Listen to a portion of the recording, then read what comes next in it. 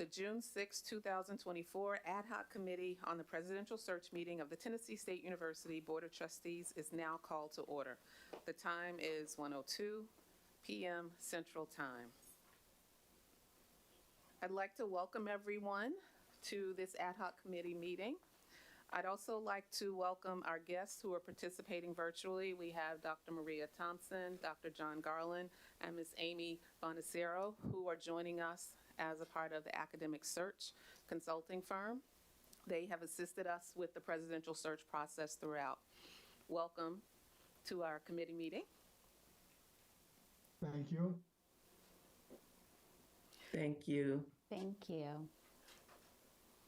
At this time, I'd also like to introduce our trustees on our committee who are not on our committee and joining us today. We have Mr. Dwayne Tucker, Mr. Kevin Williams, Dr. Artenzia Young-Siegler, Mr. Charles Trauber, Dr. Jeffrey Norfleet, and Ms. Travia Chapman.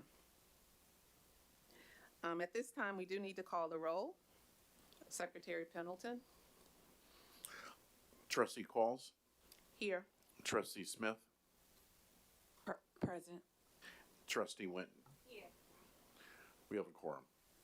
Thank you. The next item on the agenda is the report on the status of the presidential search process. What I have done is I've actually prepared a statement. You all know sometimes I just talk off the cuff, but for this it was very important, so I needed to write all of my thoughts down. In January 2013, TSU began its 8th chapter of leadership as we welcomed home Dr. Glenda Baskin Glover, a TSU alumna and the first permanent female president to serve our beloved alma mater. President Glover's tenure and her legacy are forever solidified by her being a vocal champion for students to have access to a college education and a steadfast advocate for HBCUs. After 11 and a half years, though, at the helm, having reached nearly every objective and goal she set for herself and TSU, this young teenager from South Memphis who aspired to change the world announced her retirement as the 8th president of Tennessee State University at the end of the 2023-24 academic year. We would be remiss to the charge of this committee if we did not pause to acknowledge the Glenda Baskin Glover administration and recognize her commitment to TSU as she prepares to pass the baton to our next leader. Please join me in congratulating.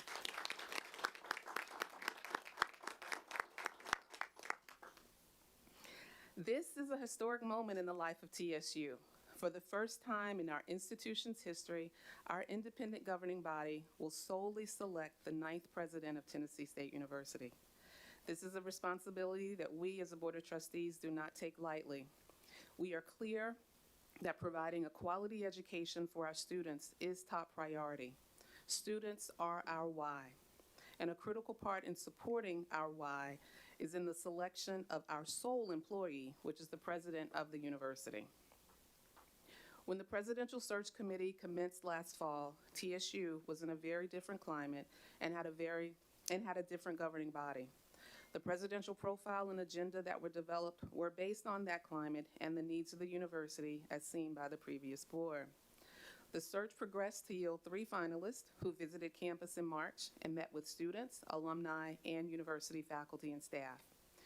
During these visits, the presidential search was stalled due to the legislative actions of the Tennessee General Assembly. The search was in an inactive state until May 15th board meeting.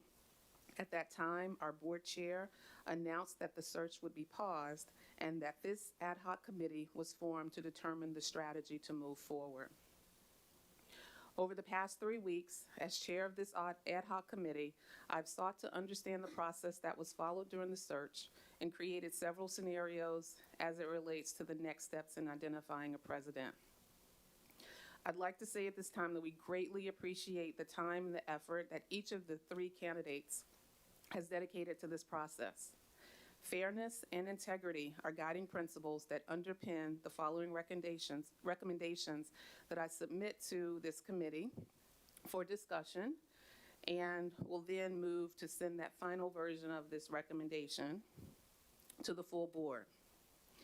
In our continuous pursuit of finding the best fit for our university, I recommend ending the current search and initiating a new search process effective immediately. This option is not a reflection of the capabilities of the current finalists, but rather a step to ensure that we, as a new board, are exploring all potential candidates comprehensively. I also recommend that an interim president be appointed to begin serving July 1st, 2024, to oversee the university's operations during this transitional period. With the new search beginning this summer, this will allow time to conduct a thorough search and naming a permanent president before the end of the spring 25 semester, with an official start date of July 1st, 2025. Thank you all for your understanding and continued support as we strive to make the best decision for our why and the future of Tennessee State University. So with that, I would open for discussion, thoughts, comments to the committee members first, and then open it up to the rest of the board members if you have any thoughts or comments. Thank you.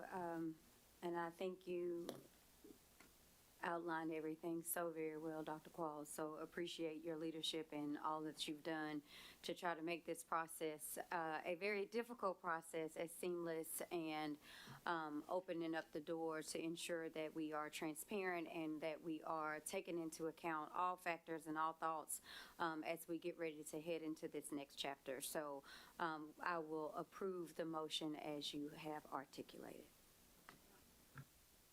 And I'll second that motion.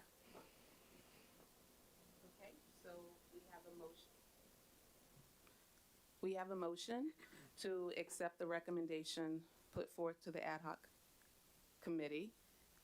We will now have discussion, and I can open the discussion up to the other board members. Yes. Okay. Any other thoughts or comments or feedback from? I support the recommendation. In terms of the new arrangement, is that building off a new contract with the providers? Is that continuing with the existing contract? Yes. Academic Search, and they are on the line as well. I mean, if we have any questions that I can't answer, they're here for support. But our contract with Academic Search does support them continuing with a new search.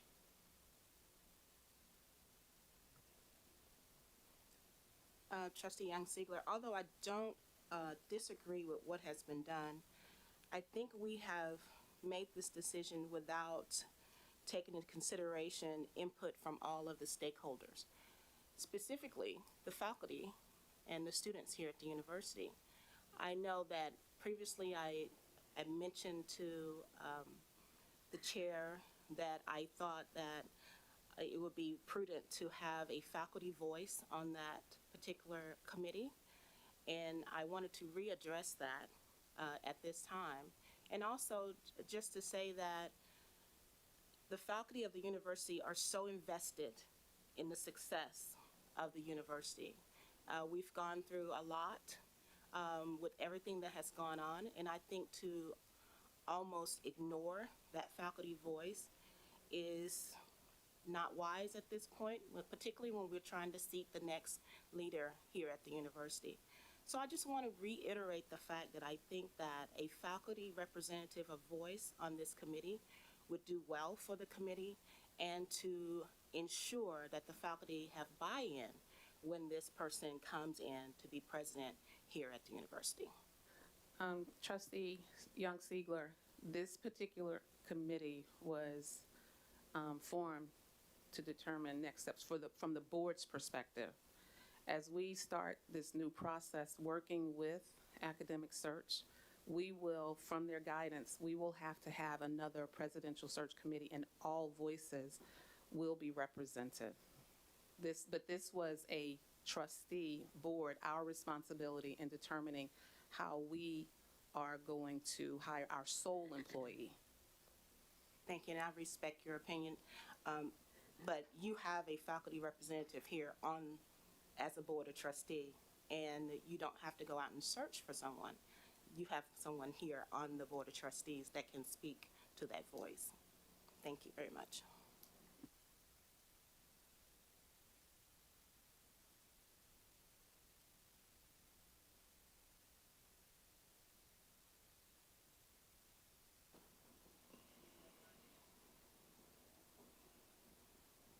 Any other thoughts, comments, discussion?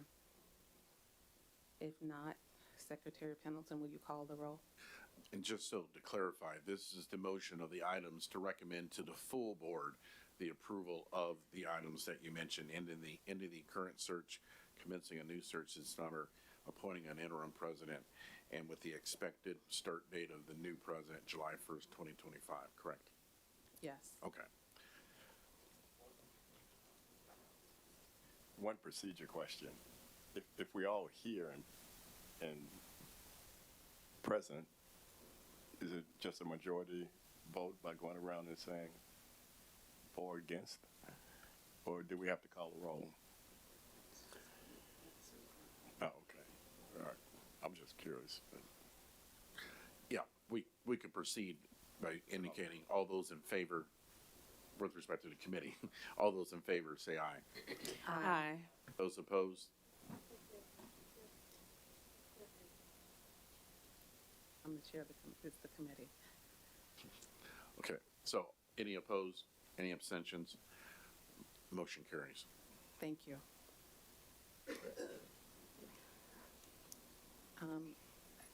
To Trustee Tucker's question, if I understand your question correctly, this was an action that was done in committee, and we will submit it to the full board.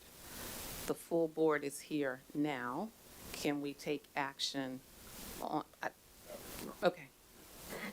So, no. Yeah, It so will be you- recommended tomorrow. Right, you'll report out the committee at tomorrow's meeting. Okay, thank you. Is there any further business or discussion for this ad hoc committee? If there is no additional business, I will entertain a motion to adjourn the meeting. So moved. Second. Secretary Pendleton, please call the roll. Those in favor say aye. Aye. Those opposed? Motion carries. The motion is approved. The time is 1:14, and we are adjourned.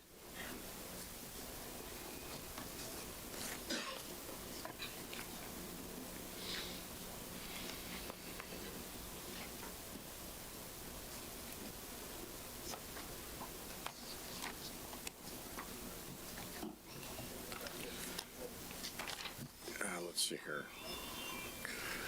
Yeah, you three. You three.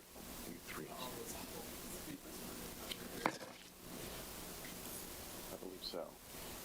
Is everyone from academic affairs here?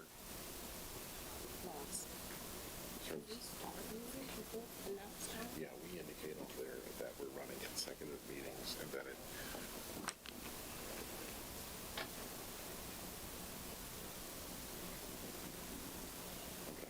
Okay. There's only one person that there's.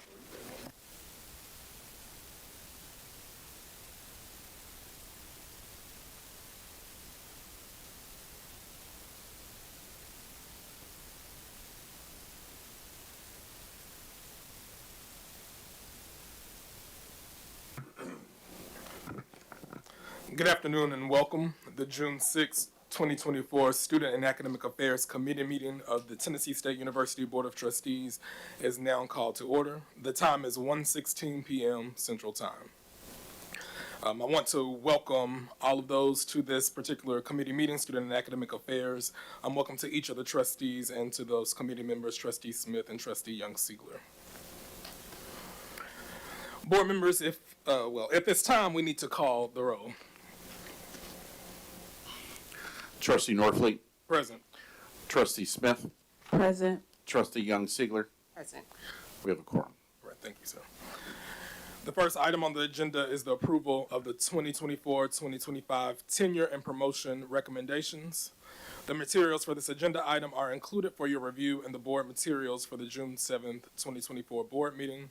Dr. Glover or her designee will provide information in connection with this agenda item.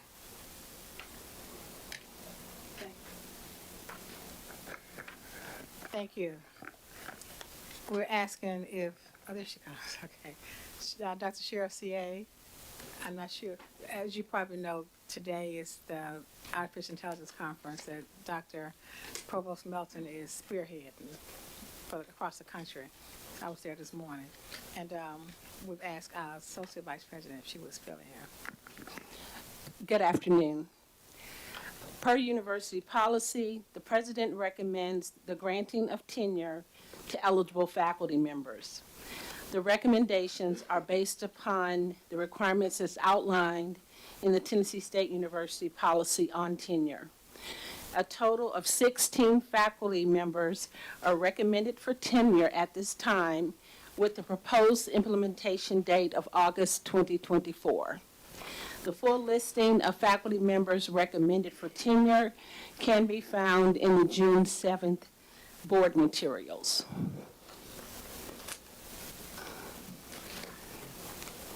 Thank you for that. Is there any further discussion related to the tenure and promotion piece? I'll open that to Trustee Smith and Trustee Young-Sigler. Any questions? I have none. I have none either. Any other trustees have any questions or? Good. All right. I move to recommend the full board the approval of the 2024-2025 tenure and promotions recommendations. Is there a second? I second. The question is on the motion to recommend to the full board the approval of the 2024-2025 tenure and promotions recommendations. Secretary Pendleton, please call the roll. Those in favor say aye. Aye. Aye. Those opposed? Motion carries. All right, thank you.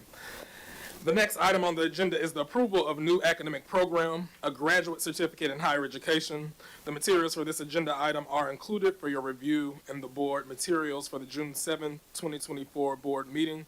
Dr. Glover or her designee will provide information in connection with this agenda item. So the university, with the support of the College of Education, requests approval to proceed with its offering of the proposed graduate certificate in higher education teaching. Details regarding the proposed program can be found in the June 7th board materials.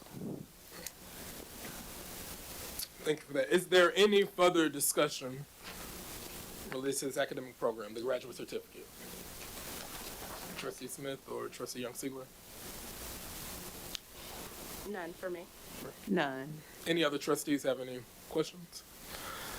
All right, I move to recommend to the full board the approval of the new academic program, a graduate certificate in higher education. Is there a second? Second. The question is on the motion to recommend to the full board the approval of a new academic program, a graduate certificate in higher education. Secretary Pendleton, please call the roll. Those in favor say aye. Aye. Those opposed? Motion carries. You continue. Okay. The next item on the agenda is a notification of new academic program approvals by the Tennessee Higher Education Commission for the PhD in Public Health program and MS in Business Data Analytics program. The materials for this agenda item are included for your review in the board materials for the June 7, 2024 board meeting. Dr. Glover or her designee will provide information in connection with this agenda item. And I believe this is information item only. Okay. Yes, on May 16th, 2024, the Tennessee Higher Education Commission, THEC, approved the following new academic program offerings at Tennessee State University: the Doctor of Philosophy in Public Health and the Master of Science in Business Data Analytics. The Southern Association of Colleges and Schools Commission on Colleges, SAC-COC, must now approve the implementation of these new programs, as these academic modifications are considered a substantive change under the SAC-COC substantive change policy. Is there a need for a vote on this since it's information? It's already taken place. Okay, thank you. So move forward. All right. Well, thank you for that. Just as a question or just information in the future, could you provide us with the number or the percentage of our faculty that are tenured? And you can maybe get that information to us maybe by tomorrow. We just want to know the number of the full faculty that are tenured. Yes, we can certainly do that. full-time faculty, right? Yes, full-time faculty 13. Okay. Just a point of order. I did not necessarily ask for the approval for the promotion people as a part of that. You were doing them It was separate. only tenure. So just know that. Well, his motion though was for But I the did, promotion okay. tenure. But the materials for the tenure, the promotion faculty are within the board materials as well. Thank you. Right. Page, I'm at the mayor point. The next item on the agenda is a report on SAC COC accreditation matters, 5th year interim report. The materials for this agenda item are included for your review in the board materials for the June 7, 2024 board meeting. Dr. Glover or her designee will provide information in connection with this agenda item. In October 23rd through February 24th, the SAC COC Readiness Audit Team established and conducted a readiness audit. The purpose of the readiness audit was to ascertain the extent of the university's compliance with each SAC COC standard or core requirement that is part of the required SAC COC 5th year interim report, and to identify initial evidence to support compliance of any compliance gaps. Monthly updates on the compliance status were provided to the Provost and Vice President for Academic Affairs. The Provost and Vice President of Academic Affairs provided the University President with a periodic readiness audit alert report. In March 24 through the 26th, the SAC COC Steering Committee has been reconvened in furtherance of a comprehensive institutional analysis and self-evaluation to collect all documentation to be submitted as evidence of the university's compliance and to prepare the compliance certification document to be submitted to SAC COC. And it's actually in March 2026 when the 5th year interim report and QEP impact report will be submitted.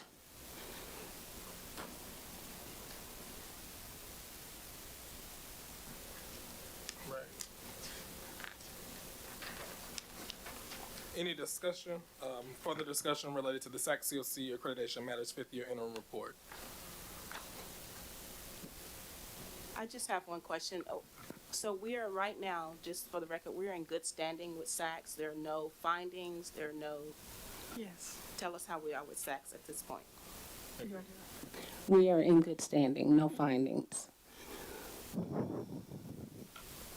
I think additionally to that question, do we have processes in place so that we don't revisit those challenges and those barriers that were in place in that tenure review? I know the tenure is separate from the 5th year review, but I think we should be sure that we do have processes in place to be sure we don't have those same challenges that may impact the institution. And I do believe that we do, as indicated by the work that is going on right now for a report that is due in March 2026, and with the work of even the readiness team to ensure that, to find out any compliance gaps early on.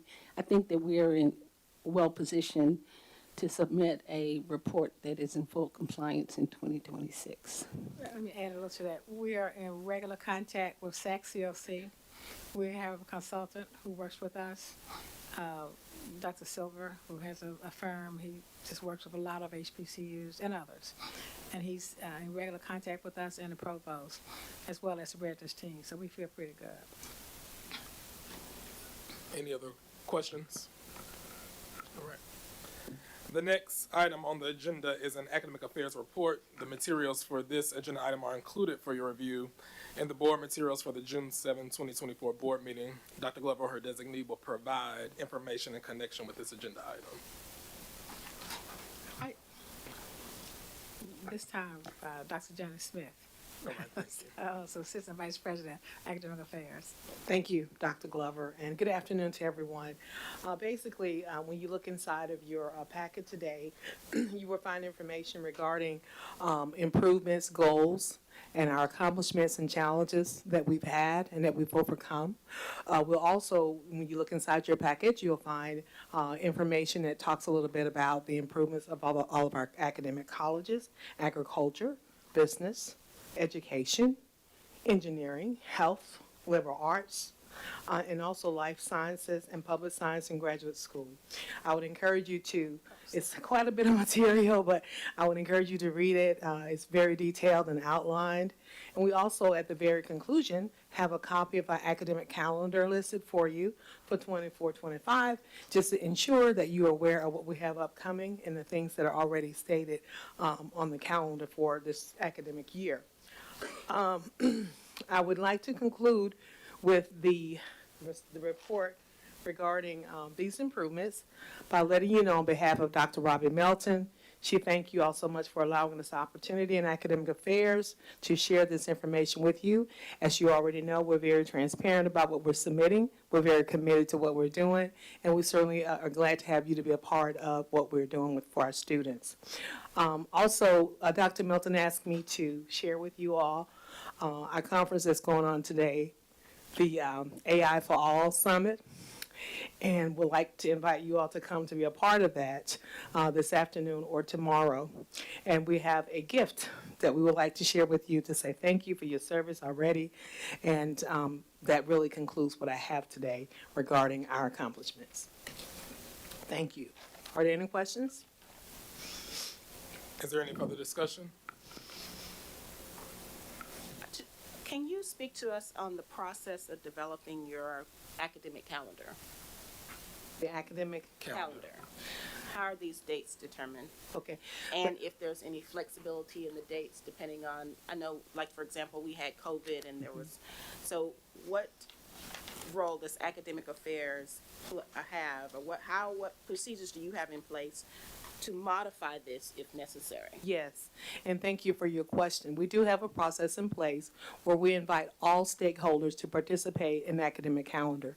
Our academic calendar is not limited to just academic services and activities.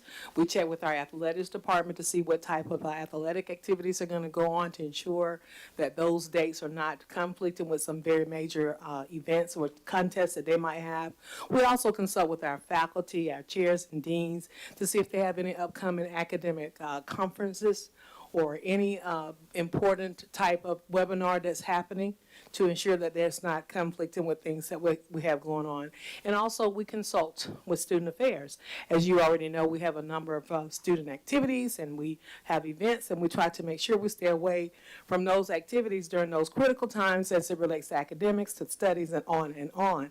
So when you're looking at the calendar, it is a decision. I'm sorry? Oh, yes. And we also consider, we look at the dates that we have that's very important to THAG, because there are some ending dates that relates to not only our registration and to our withdrawals and all of that. We want to make sure that we're in compliance with those dates as well. So we have buy-in, input from everyone across campus. Our president also participate in this academic calendar, and we make sure that we come back together to ensure that these things are not conflicting with different units. And if there are some changes that must be made, we would modify them, we will update the calendar and post right away. And there are some things that we know we have to have in the calendar. We work backwards from to include everything in this time period. For example, we know that in the spring and the fall, there's a spring break and a fall break. And then we have the end of the semester. We know that students cannot have certain functions during a quiet week. So we have to work around those and make sure we squeeze everything in, and without any, there won't be any problems to the students or any type of compromise to the students and their success. And Dr. Glover and the board, I will add, so that everyone is aware, every now and then, things, strange things do happen. Life happens, COVID happens, and certainly we will make those modifications if need be. But for the most part, we really try to carefully follow our calendar, as we have a lot of parents who do visit our website, and we receive ton of questions and inquiries, and then they have to plan to be here to get their child here and do airline tickets and on and on. So it's really important that everyone has information in a timely manner, and that we're ensuring that we're in compliance with our dates that we have to do to govern the university. Additionally, I look at the org chart and I see that there are some interim roles there. So are there plans in place, or has there been any conversation about some of the interim deanships that are I'll answer that listed? one. We have posted positions, and we've spoken with, in the past, I think each dean position. And as we had got to mid-semester, we just thought it was best for the new president to fill the position, certain positions, especially something as important as a dean. And then a couple of others. We just said we just shift to 3 or 4 months down the road and keep the interim in place until the new president will come in and have that responsibility. Okay, thank you for that. Thank you so much. Okay, you're welcome. And Yes, thank you. And if it's okay, I'll get the gift to you all at the conclusion of the meeting. Thank you. Thank you. The next item on the agenda is the enrollment update. The materials for this agenda item are included for your review in the board materials for the June 7, 2024 board meeting. Dr. Glover, her designee, will provide information in connection with this agenda item. You're gonna sit, all right. We're gonna ask our Chief Operating Officer, Jason Evans, enrollments in his area. Madam Chair, Madam President, Board of Trustees, I'll start on page 176, and I'll start with the enrollment classification update for spring of 24, and then I'll get into the other charts. This is the classification update, the close or the start of spring 24. Of note here, the freshman number for those who started in fall of 23, there's about 1,000 kids that did not come to spring 24 because they're either on a balance hold or an academic advisor. And as I go further into the briefing, I'll discuss a little bit about what that does and impacts in terms of enrollment for next year. If there are no questions on this slide, I'll go to the next one. Okay, the next slide on page 177 is the year-over-year enrollment data. And you can see it starts in fall 2020. And in fall 2020 and fall 21, we were in COVID, as you all know. And it lines it out by classification. It gives the total for undergrad, the total for graduate, and then the total enrollment number. And as you can see, in fall 2022 was the record or banner enrollment for freshmen for TSU. And then fall 2023, this is the freshman number that we had enrollment. Believe that fall 22 is probably an outlier when you look at the history of the enrollment numbers here for freshmen. And then that gets to our projections. Right now, we have a goal of 1,783 first-time freshmen and a goal of 315 transfers. And I'll get into that, the recruitment funnel of that. So we've projected for next year 7,100. And we're behind right now in terms of enrollment to the tune of about 300. We use the application housing process as the metric or the indicator if students are going to actually come. I have a funnel slide that shows that there are more students that have been admitted that are interested, but what determines whether a student is really coming or not is not necessarily registration for the new student orientation or schedule, but that you've put money down on your housing application.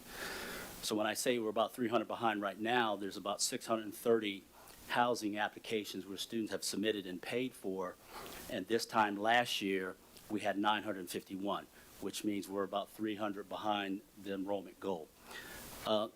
Something else that exacerbates that number is, of those students that were in spring 24, there's about 1,000 of them that will not be able to register for fall, that were returning students, sophomores, freshmen, juniors, and seniors, and some undergrads that have balance holds. And so it's not just a challenge in terms of what we're trying to recruit on the goal of 1773, but also students who were in the spring registered that will have balance holes. And so I think some of this attributes to the environment where FAFSA has provided certainly some uncertainty this year, because by this time,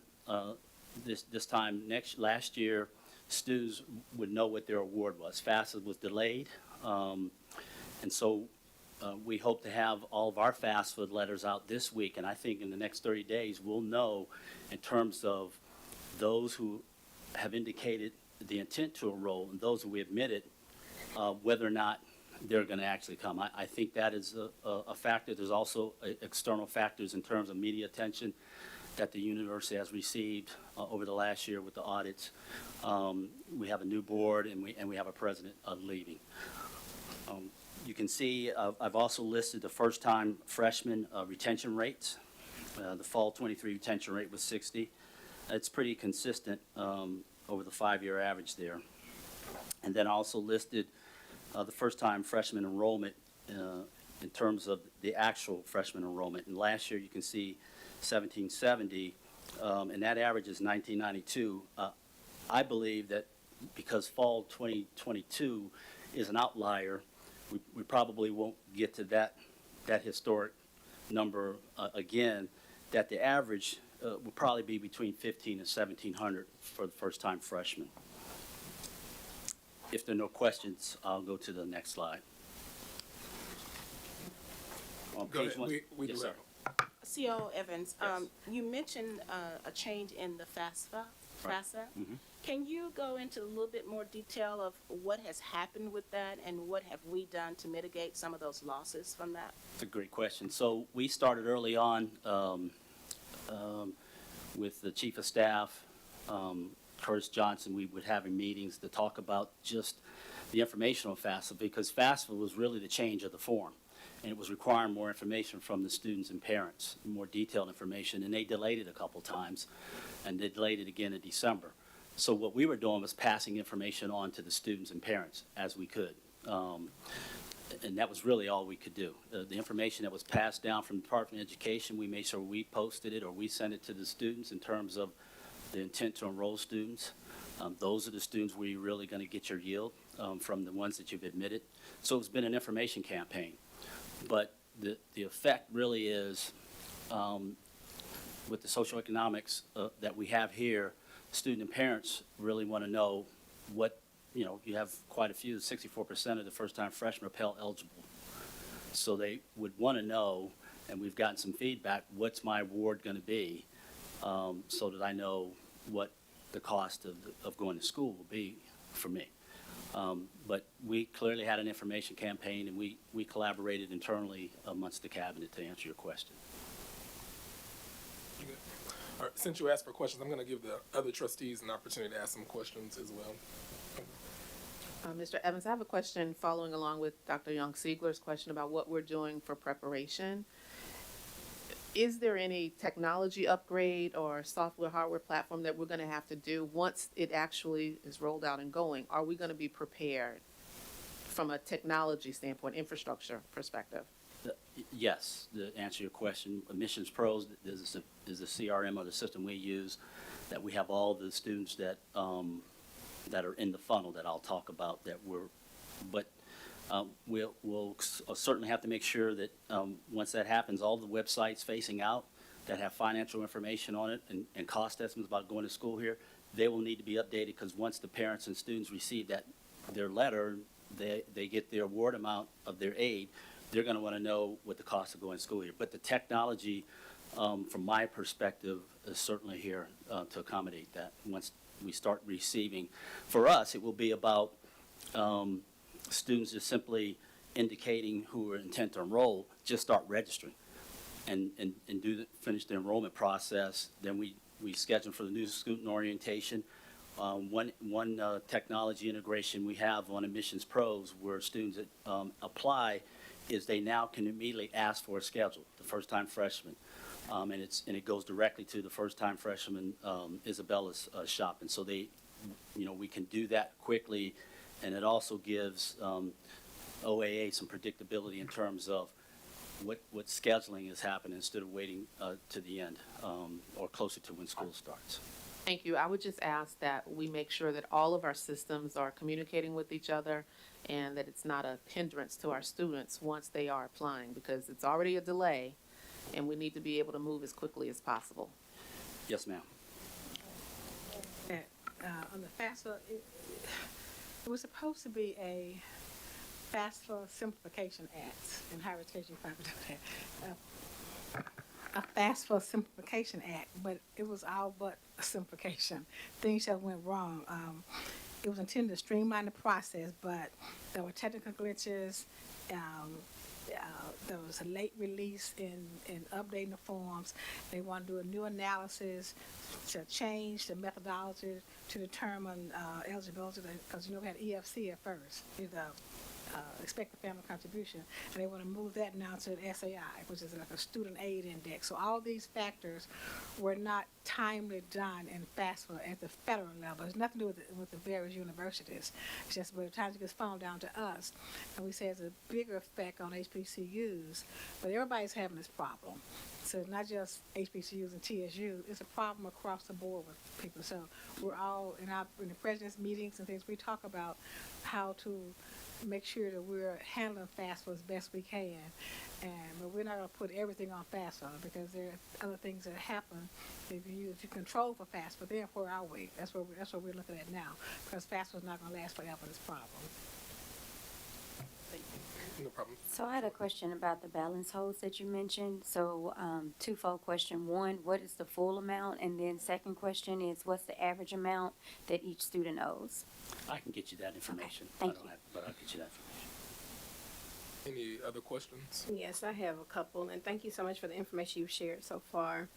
What is the percentage of the student body that is Pell eligible?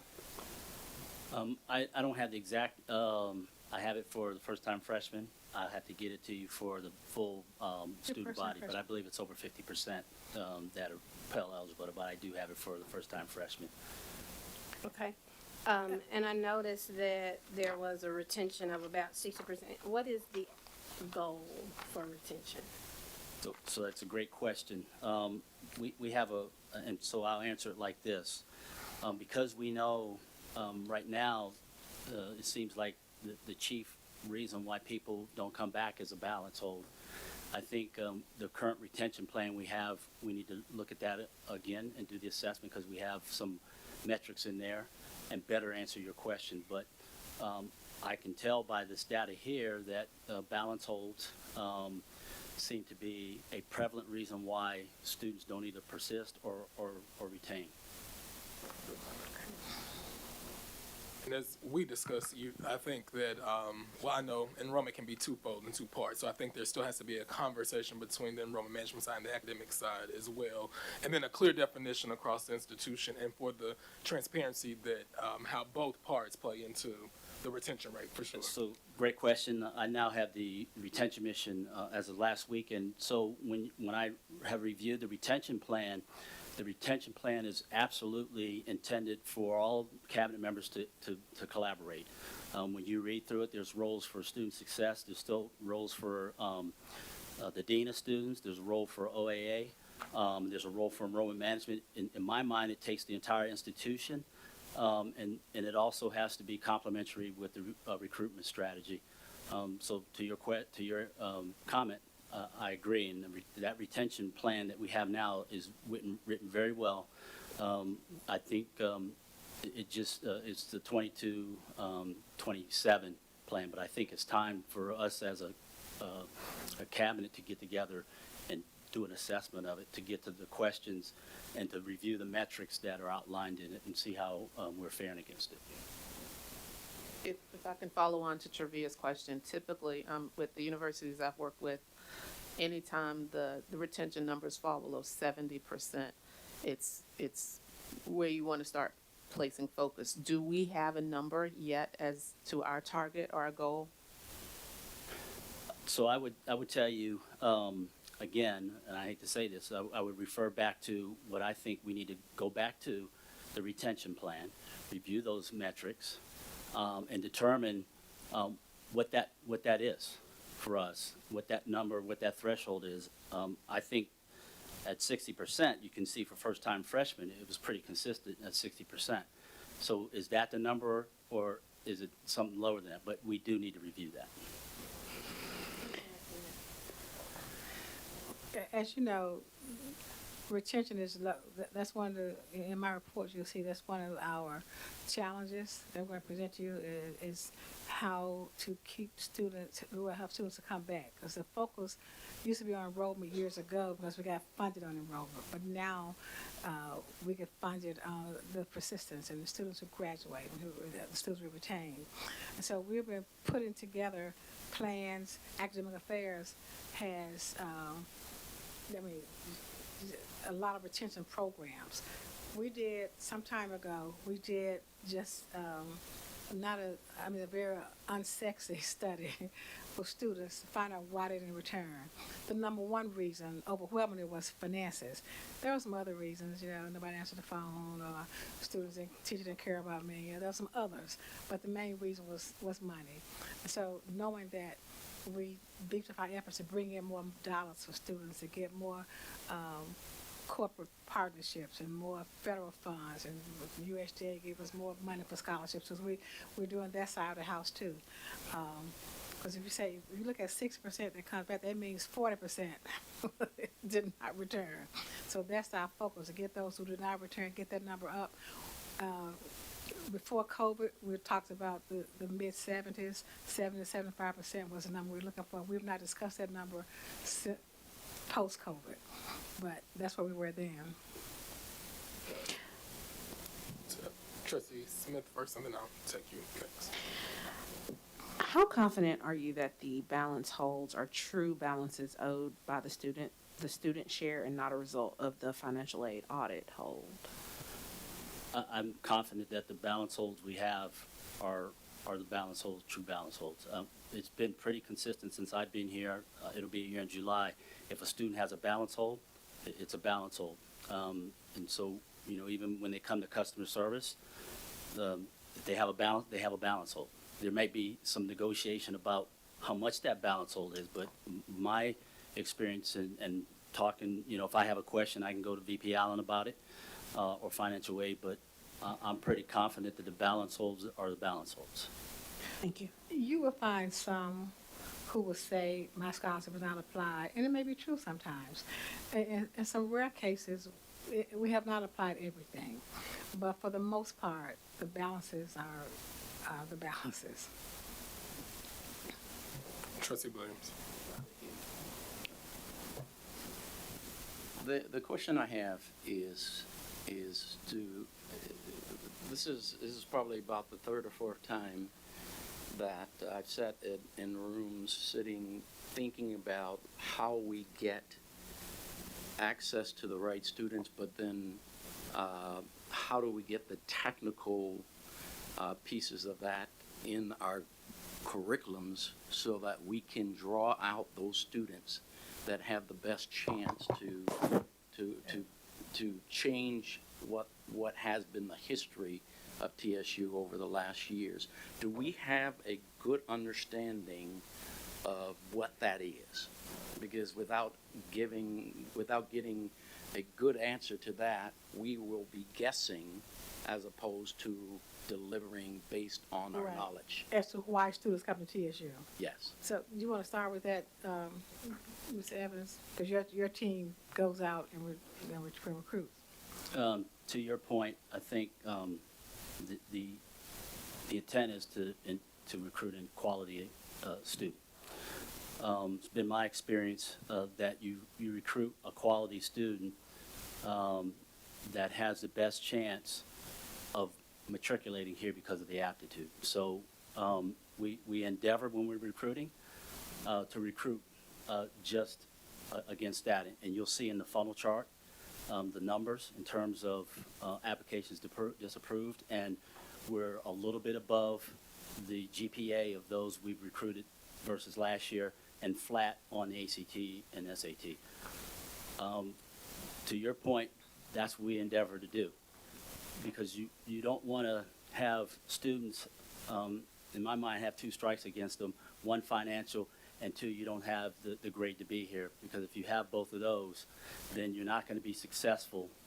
So you look at, when I talked about the students that did not persist from fall 23 to the spring, and I told you there was about 1,000 of them, the preponderance of those were balance holds, but there's about 11% of them that had advisement holds. And so we have to take a look at that. And the retention plan lays out ways and some metrics and programs that we should be doing to address that. So that's one of how do we keep them going through. But on the front end, it's absolutely recruiting, a quality student that could, with the GPA, to be able to matriculate while they're here. And we're very conscious of that. Yes, sir. Trustee Chapman first, then Trustee Tucker Rutherford. This is kind of a walkthrough question. That the recruitment is based on the chance to matriculate based on aptitude. Would you also say that a lot of these students are also first-time college students based on their family? That's correct. First generation. First generation, and that a lot of these students, and I don't want to make assumptions, that there is the socioeconomic barrier even coming in. So when we talk about programs, is there anything that the college has that's like wraparound services that help to support the student from day one? I would say yes with the advisors, student advisors, but I understand what you're talking about comprehensively, and I would like to take that question and get back to you to provide a more comprehensive answer to you. So, is Steve Stevenson, I saw him come in. He's here. Can you talk about some of those services we have? Trustee Chapman, are you asking about the student success programs we have in place? Is that your? Yes, that that may part- be the a part- term, but part I of it. call it The wraparound. mentoring, Yeah. it's always wraparound. We have a lot of wraparound services. That's why I wanted to see if they mention that. Yeah, so specifically to your question, we do have a lot of first generation students, and we have a program and services dedicated to just that group of students. Our Assistant Vice President, Dr. Carson, is here. She also provides support and services to first-time freshmen, recognizing that the first 6 weeks that they're in school is very critical. So we have to get them acclimated. We have to provide support services there. And so we do have a lot of those services. And then when you talk about wraparound services, that's student affairs, and that again is multifaceted, and I'll go to that in my report a little bit. So yes, we do have those things in place. Is there opportunities to improve, particularly with some of the demographics? Absolutely. And I guess my question is, based off of the numbers that you've shared thus far, that do you have the capacity to continue to serve at that level, understanding who the Tennessee State student is? Does that make sense, what I'm saying? Okay. Go ahead. Yes.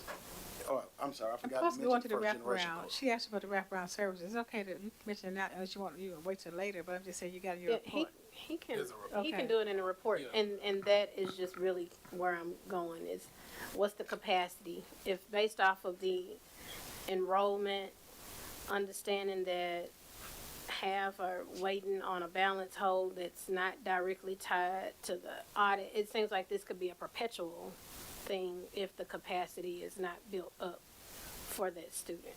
So I can't wait to hear. Thank you. So, Trustee, when you say capacity, you mean how many students could we serve? The Service. capacity of those students to support them. What is the university's capacity to Got it. continue to support that student? If that is, from what I'm hearing, is the majority of the students. That's why we increased several services. Talk about the mental services. I want you to go into that because that's one of the huge components. Do you want, That's a you part want of to go your on my report. report? Okay. Yeah, can we wait till his I report? apologize. Yes, okay. Trustee Tucker. Thank you. My question relates to enrollment strategy. I was looking at the numbers on page 178 and the mix between out-of-state students and in-state students. Yes. That seems to be highly leveraged for out-of-state students. Is there a optimum mix of in-state versus out-of-state students that you strive to achieve? Right now, no, but we're cognizant that we need to. And so, one thing, TSU does a very good job that attracts out-of-state students is we have tuition discounts for the 250-mile radius and the scholar rate discount that they can apply for. And so, a lot of out-of-state students apply for that. But to your question, we don't have a balance yet, but we're very cognizant of that fact. And so, the number one state we recruit in here is in Tennessee, Memphis, Chattanooga. So we're making a concerted effort. In fact, we're doubling back our efforts. We've already talked to the national alumni president, so we can go to send-off events and other events to try to make up the shortfall that we have here, the 300, and the concentration of that is here in the state. But I take that as something we do need to be looking at in a strategy of how we could better do that. But we absolutely, Tennessee is the number one state, and we recruit here. But because there are tuition discounts, and this is a nationally known brand, TSU, we do have a lot of people from the Cincinnati area, Chicago area, Indianapolis area that apply here. I guess the follow-up question in terms of the financial model between what out-of-state versus in-state, is there more flexibility around financing when you get the Hope Scholarship if you reach a certain scholarship level or academic level? Is it better, I guess, to have more in-state students and provide better financial support? It's a wash. That doesn't matter at all. Yeah, I wouldn't answer that until I would do some analysis, and I would have to give a VP Allen and lay those numbers out. It's a great question that you're asking. The in-state scholarship money that's provided versus the tuition Right. tuition discounts we offer to students out of state, and how do we better balance that? But I take that for a do-up. All right. Young Siegler. Just one follow-up. You mentioned that advisement holds are affecting retention rates as well? Well, so 11% of those freshmen from the spring had advisement holds and couldn't register from the fall, couldn't register for the spring because they have advisement holds. And they didn't return? I don't know if they didn't return. It could have been an academic suspension from what I understand. So my guess is they couldn't register. It's very similar to those students who have a balance hold. They can't register until they clear the hold. It's easier, nothing is easy, but it's less difficult to remove an advising hold. That just means you can't go into the system and choose your own classes. You have to see an advisor first. So you want to take things out, you may want to take the second level of chemistry before you take the first one. There are times you just can't go into the system and do it. You have to see an advisor first. And we know it's in the system, it's built into the system, who those students are, what those majors are, and that rubric, and you can't go around that. It kicks it out, and it makes the student go through and get advice. Some students get irritated and don't do it, others would do it. So 11% of those students, I'm not sure if they all didn't come back or not, but that's the 11%, I guess, of those who just did not do it at first. Ultimately, I don't see students not returning in large numbers because of advising holds. Anybody else? Quick question around the diversification of the students' ability to pay. When you think about the plan that you have in place in recruitment, does that plan speak to really trying to figure out how to shift? I'm thinking in terms of a pie chart. And right now you're saying 50% of our students would have issue being able to pay. Well, so it's 64% are Pell Grant eligible. I think the analogy I was trying to point out is if you're Pell Grant eligible and you don't have your award letter yet, telling you how much financial aid you're you're going to get, then you're not going to make a decision about registering. Let's say we have students in this population that have intent to enroll. That's where we get our yield from. On page 178, that's the funnel. And if they don't, if we're talking to them and it's anecdotal, they're trying to figure out, well, how much aid am I going to get?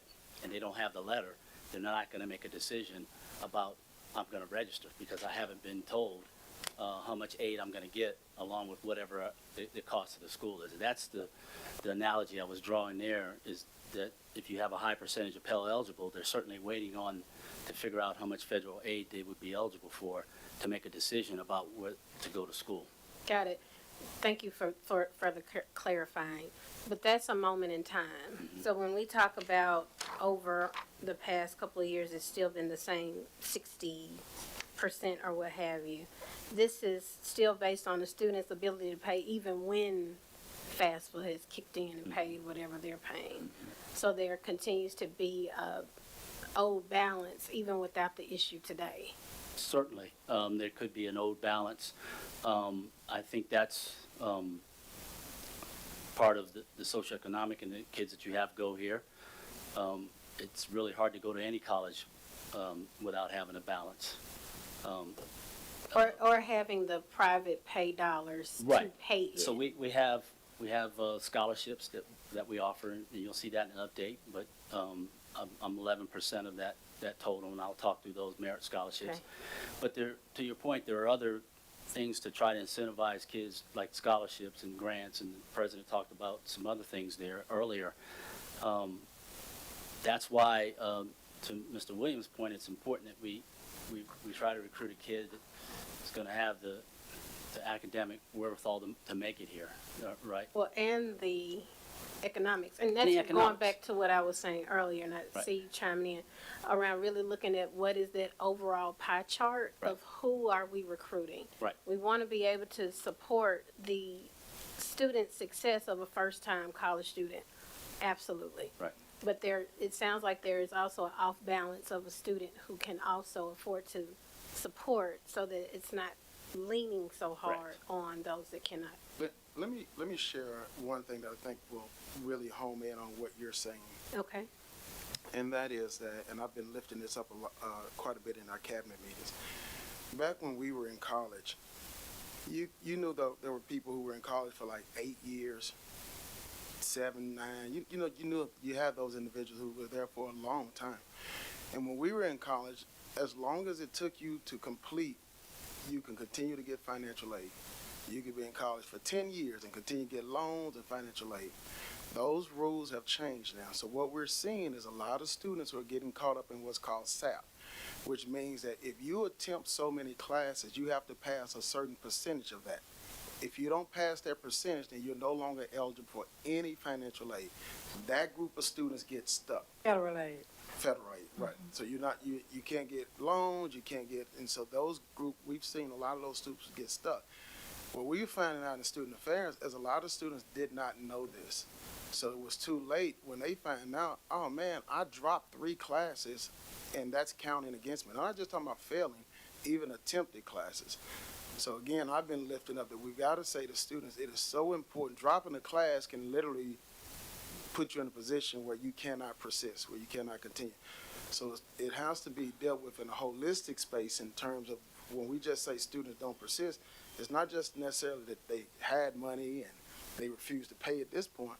It's some other surrounding things that play into that. I think that's what you're wanting to dig That's into. exactly it. And Trustee Chapman, what we've done, we had to revamp our freshman orientation course, and to include, look, if you drop a class and you fall below the numbers 15 each semester, in fact, we have some scholarships that require 15 hours. If you drop a class and you get down to 13 or 14 hours, you can lose your scholarship. And that will make it hard for you to return to school. So we're now telling all of them that these rules, they didn't just change last night, but they changed over the years. And so students are becoming more aware of that, and they'll say, well, can I get another course? And they try to keep at the same level so they won't get caught up in the student academic progress, what we're talking about. That's a federal requirement, not a TSU requirement. They get that same advisement from the first-year advisors. They get that same orientation. What's the plan after the first year advisement piece, though? Are they then transferred to their academic unit, or are there still advisors that guide them? Because it can't just be freshmen that we're losing. So what is that academic plan after that first year advising? Well, there's a handoff to the academic affairs, and they have advisors. We have under enrollment management first-year advisors, which is led by Isabella, and she's in collaboration and meets with OAA, and they collaborate on students, and then there's a handoff once those students become sophomores. Yes, ma'am. Just a couple of things back to the enrollment part. One, you mentioned about the transfers and that being an area where you wanted to try to hone in. Do we have any partnerships? We have, several community colleges around here. Do we have partnerships with them, and do we try to get those students in, or where do we go to try to get these transfer students? And then my second question is, well, it's more of a comment, a request rather. We have a 5-year look back on the enrollment. Can we get a 10-year look back? Yes, I just want to get a better perspective on, because 5 years, we're including the COVID years, they don't really count. So we don't really have a real picture in what we're looking at. So if you don't mind, that would be Yes, ma'am. great. Thank you. Yes, we do have Dr. Smith, who is our liaison with community colleges. We have 5 written agreements with schools. I can get you the names of those, and we have 2 more in progress. But to your point, we do actively collaborate with community colleges, and we do have written agreements and collaborations with at least 5, and 2 more in progress. Because the 10-year will show the enrollment story. We're kind of around an 8,000 student university. We've done some analysis and determined our capacity for where we are now is 10,000 students, but doesn't include housing. The capacity for us to deliver the services is 10,000 students. Now, we can increase that or decrease that, but that's where we are. That's where we were, as of the time we did this, like a year to 18 months ago. Now, is it a story? We started at a certain level, 8,000. We kept around there, up, down, 85, 86. And then 2020, things changed. COVID came. We got into the 7,000, mid-70s. And then 2021, this when students, we had the money for the federal government. We had some of them in 2020, but it's large for 2021. We had some federal government money that came in with the packages to help students, to help us not go under. And there was a separate package. It was a package for all schools. There was a separate one for HBCUs. And then 2022, when COVID was ending, parents wanted students out the houses. That was across the board. Enrollment went up, and we were talking to the presidents of A&T families. Enrollment just went up and parents were calling us. They called many of us, said, listen, we need them back in school. They've been here for over a year, 2 years. And plus the other things going on nationally. People see TSU through different lens now. And so that's why out of state is higher. We go places and they see about the band and other things. It helps us in our enrollment. It doesn't help us in retention, but it helps in enrollment. So it's just a telling enrollment story as of what is going on. Now we're kind of going back down to normal. Last fall we were at 8,192 students, just under 8,200 students. So we've been 8,000 students on average. So if you look at 10-year, not end of the year number, I think we have end of year numbers here, I'm not sure. But if you look at the numbers as of the close of the date we give to SACS and that we report to THAC, that's the number we go by. And those are the number hover around 8,000. That's probably our capacity that we're going to do for right now, without having to go and hire more faculty, more staff to service the students, because we don't want to overdo it. We can't let the 2023. We didn't have the housing for the students. We were able to serve the students, but we weren't able to provide housing for them because just no housing, it just wasn't available. So that's our capacity. And that 10-year look back will show you just how we've done that. And we talked about telling the story earlier, and so that's the story of our enrollment. Trustee Tucker. Yes, the look back 10 years sort of connected with me because I'm a 1980 graduate, so there's no research behind what I'm about to say, but the perception, if you go back in time and And you talk to people about the recognition that our engineering school received in terms of recognition across the country. Same thing with the nursing program, the business program. Is that perception of not being at that same caliber or performance is impacting enrollment? I don't think so. If you go to page 178, and so we'll talk about the enrollment funnel, because we've had over 20,000 applicants, which is on par with last year. And right now, we've admitted over 6,000 students, the quality students. And in the funnel, to those the intent to enroll is over 1,600. So I think the brand is known. And so you can see, if you look at the top there on page 178, you kind of build the next class with the first-time freshman and the transfer, that top block there. That total interest comes from Black Common App. It comes from the web interest. That's 29,000 students that have shown some kind of interest in TSU. And I think that's brand recognition, what you're talking about. Then you go to the next one, total students that have applied. And then total applications we completed, and then total admitted. That's 6,813 that have been admitted. And we're looking for a goal of 1,783 first-time freshmen. So that's quite a few people that recognize the TSU brand. So I would say that the brand is recognized by simply students and recruiting efforts to drive them to here. It's just getting, if you go down to the next one, those that are intent to enroll, because that's where you're going to get your yield. We need to get those to actually register. And I hate to keep adding to everything, but I want to say, there are some units that took a dive. At one time, I think our college of engineering was just the tops. And I think it's come back. I mean, I think it took a dive, but I think it's come back now. I think overall we may have taken a dive, but our brand has now, I think there were some areas that went up. You know, for example, in health, it has gone up, and agriculture. So it's on a unit-by-unit basis. But overall, you may be correct. It may have taken a dive at some point. But now we worked hard to get our brand brought back up. And it took the whole university, not just academics. It's a program, so the sports program, the park, I can't say the housing because we still got Wilson Hall that's really old. But we got a new residence hall now. The students want to come in. That was part of our story about the enrollment.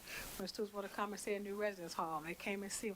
Our best way, I think, in getting our students when they come to campus, it's hard to say no when they come and see and get the tour. And so everybody doesn't come here, though. They come to new student orientation, and we have them in May and June and July. Well, I'm not sure, Master. When's the next new student enrollment? We had one in May, didn't we? No, we've got an orientation scheduled in July. We also have 24 campus tours that have already started. Because that what happens. And that will start from now until then. It's basically twice a week. And we're also trying to get students recruit that way to shore up the number here. That we work the back. brand. We really work hard on the brand because we realize when people say, we heard this, or we heard that about TSU, we go to work and try to get some positive publicity out there to maybe minimize that a negative story, then work hard on getting our brand, keep maintaining our brand. Trustee Qualls, and I'll take you. So not to really be circular in all of this, we talk about enrollment, and enrollment really is important because we have to get the students in. However, we're not funded by how many students that we're brought in. That's correct. That's where it goes to the retention piece, right? And how progression and retention in these numbers. When we think about the students that we are admitting, have we considered, and I know you raised the standards since you've been here, but have we considered raising the standards so that we have better academically prepared students that are coming in, which should increase the likelihood of them progressing along? If we are admitting 93%, and that's a number that was on, that's an iPads, if we're admitting 93% of the people who are applying, how selective are we being? Yeah, so go to page 179, and you can see the first time freshmen that admits the 6,813. The average GPA is 3.63, which is 0.17 increase year over year. Is that a weighted or unweighted GPA? It's a weighted GPA. And then you can see the average ACT is flat. And then for the intent to enroll, which are those students that we get the yield from, they're the closest to the students that are going to register. You can see the average GPA there is 3.54, and that's a 0.21 increase over year to year. So to answer your question, I think, yes, we're very cognizant of trying to recruit a quality kid that can be here and be academically successful. So, as far as increasing standards again, right before COVID again, we separated the world into pre-COVID and post-COVID. We were looking at, we were entertaining discussions about increasing the requirements a little more, even more. But then after COVID, we didn't get back to that. We've been 2 years out since COVID. But because the better, the more they view your admissions requirements being competitive, the better off we are, because quality indeed attracts quality. And so we may be at the point now where it's time to revisit that. It was on the agenda for the cabinet maybe last fall. I just can't remember. It's been recent, but we didn't really take any action on it. And right now, it's just maybe time to revisit it. But not for this fall, obviously, but it's time. Trustee Chapman. I would agree, because a lot of what I hear, even from the funnel from high school to college, is the conversation around college readiness. Graduating from high school with a 3.75 still does not mean that today's student is necessarily college ready, and that there even may be that high GPA student that needs to come in and take developmental this or elementary that because of what the high school funnel was coming into college. Which also, when I think about, this is what my question was about, or comment, major issues, what I'm hearing is the finance and the student success. It's not getting them in the door, it's keeping them once they're here. So I'm really interested in hearing about what the retention plan is when that conversation is time. Learning more about the student success and the programs that are in place, understanding the profile of what Tennessee State student is today, and also in comparison to what Tennessee State student could be tomorrow with what those changes could be. The other part of that, when we talk about the brand, I do have some concern around how we tell our story. And I'm also interested in learning a little bit more about the marketing and communications strategy that we have with the media. Right. So when we're ready to have that discussion, I'm very curious. Yes, ma'am.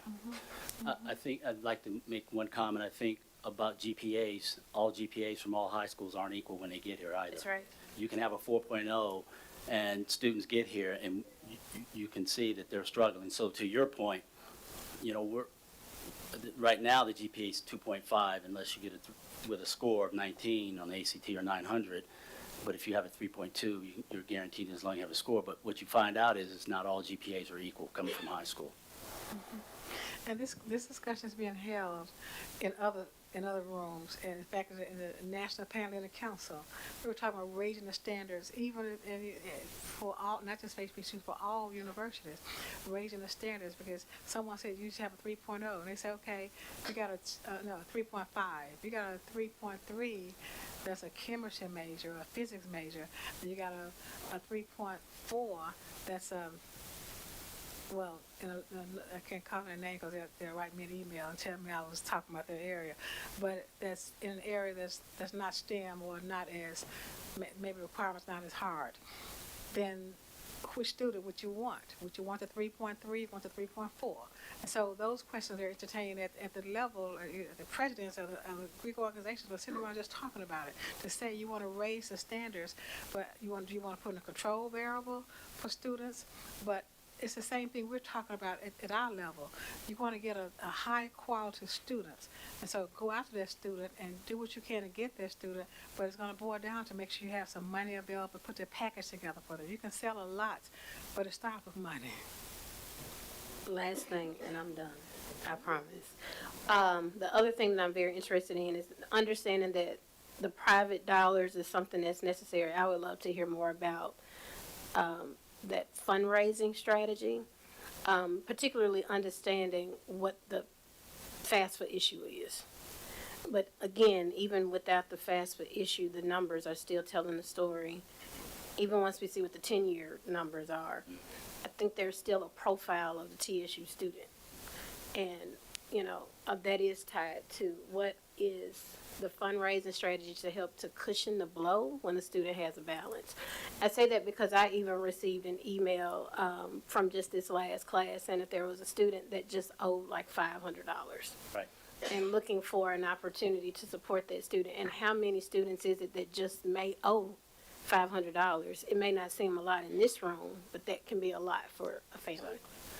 And you'll see in my next presentation on the scholarship, we address that by adding a tier which allows sophomores, juniors, and seniors to apply, because the institutional scholarships traditionally were only for freshmen. And to your point, to get at the retention and graduation rates, we added a tier within the budget of scholarships to offer to sophomores and juniors and seniors only. And trustee, what we also did, just maybe 4 or 5 years ago, we had a strict rule. You couldn't have a balance of anything more than $200. You couldn't register. That affected a lot of students. Even $200 affected a lot of students. But we raised it to $1,000. If you have $1,000, if your balance is $1,000 or less, you can still register. But you have to pay it the next semester. But we didn't stop you from registering and get back in school. Well, thank you for your presentation on enrollment. And the next item on the agenda is the Institutional Merit Scholarship Update. The materials for this agenda item are included for your review on the board materials for the June 7, 2024 board meeting. Dr. Glover or her designee will provide the information in connection with this agenda item. COO? Okay, I'm on page 182. Basically, you can see the objective of institutional merit scholarships, which is just about 11% of the college's total scholarship. Our budget is $5 million. You can see the tiers there. Really, tier 1 is the top scholarship we offer, and you'll see the GPA and score requirements associated with that. And normally, we'll fund 60 to 80% of the overall cost. And then there's tier 2, which is the mid-level, and will fund 40 to 50% of the overall cost. And then tier 3 is the tier that we got approved last fall and added to get at Trustee Chapman, the thing that you're talking about, students that scholastically are doing very well, but may need additional money, and they're not a freshman. So to help with the persistence and retention. Then we have the special group, which is Levi Watkins and international students and MNPS Trailblazers. On page 183, if there are no questions, this just outlines the requirements for each of those scholarships by tiers.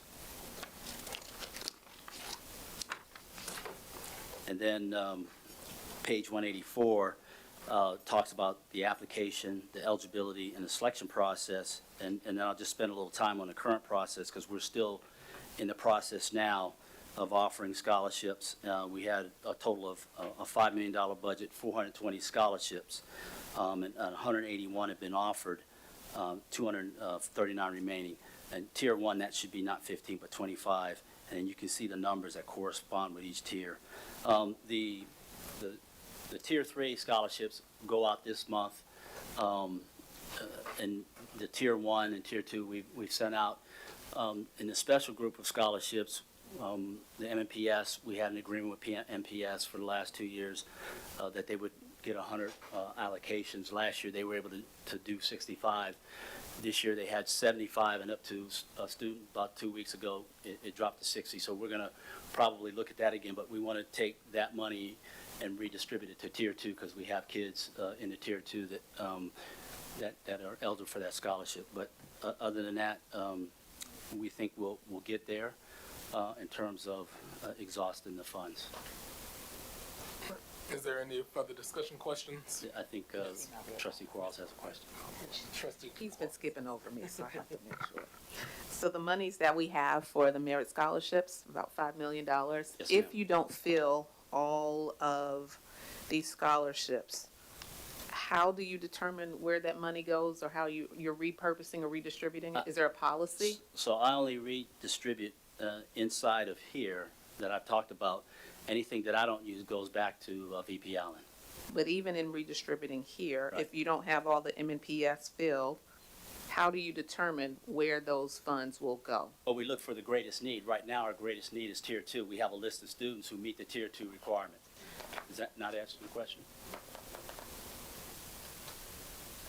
For example, M&PS had 36, they have 36 unused scholarships that are in the special interest group. What we want to do is redistribute that money in Tier 2, where you can actually give out more scholarships to students. And we have a list of students who are eligible to meet that requirement. Right, I understand that part. I'm just asking, do we have a policy or procedure that dictates where it will go? Or do you just randomly decide if a student comes and needs it, then we can award them the scholarship in Tier 2 or Tier 3? So great question. We do. I meet weekly with the scholarship coordinator, and we review this. And so when we get to a certain point, and we got to a certain point with M&PS, because we meet with them weekly, then we reevaluate it. So the procedure is she and I meet weekly, and in full transparency, I come to this forum and tell them exactly what I'm doing after informing the cabinet. I bring the same information to cabinet on scholarships and where we're at, and talk about what we want to do with it. But a lot of this is, the M&PS students, those 36 students held on to those and said they were coming for a couple months. So now we're by meeting weekly with Holly, the scholarship coordinator, and by meeting weekly with M&PS, we can make a quicker decision about redistribution. So it's an internal procedure inside enrollment management. Trustee Tucker. Yes, I might get in trouble for this one, but anytime I hear MNPS, there's also another part of that called charter schools in Nashville. There's 15,000 kids in charters in Nashville. Yes. If you look at the high school performance academically against traditional MNPS schools, they're doing much better overall. But typically, when a benefit, and you use the word MNPS, they don't share that with the 15,000 Right. charters. So you may be missing a pool of potential. That's a great observation. So I visited. I'd be glad to help you with that. I visited KIPP Academy, and Okay. and so All right. part of this redistribution in Tier 2 is to do just that. Yeah. And to go out to the charter schools, because I visited KIPP Academy, and they do have some quality kids there. And to your point, we have an agreement with MNPS that after a 2-year trial, they're not going to ever get to 100. So we think that number's probably 60, 65, and then we can use those scholarships to target the other charter schools. I can just help speed it up a little Yes, sir. bit, because under Tennessee law, charter schools are public schools, just like Right. NPS. So we should be all in that same pool, because we've got multiple high schools, and I know other charters that have high-performing high schools. that Yes, we sir. should be- I'd be happy to collaborate with you. All right. Any other further discussion? All right. Trustee Chapman. Yeah, this is just a point of clarity. This is just covering tuition, right? This is not housing, or is this full scholarship? They do. If going back to the page 182, Tier 1s, it will cover up to tuition, housing, meal plan, maintenance program, and other fees related to the course. It just depends on the different tiers, and there's an explanation of what the costs will cover. But typically, a Tier 1 will cover many of those things you're talking about, or you asked about. So this is still a full circle moment, that even in the midst of, if the student is meeting the expectation academically, there's still an opportunity around financials if in the event they can't, if the scholarship doesn't cover. Yes, ma'am.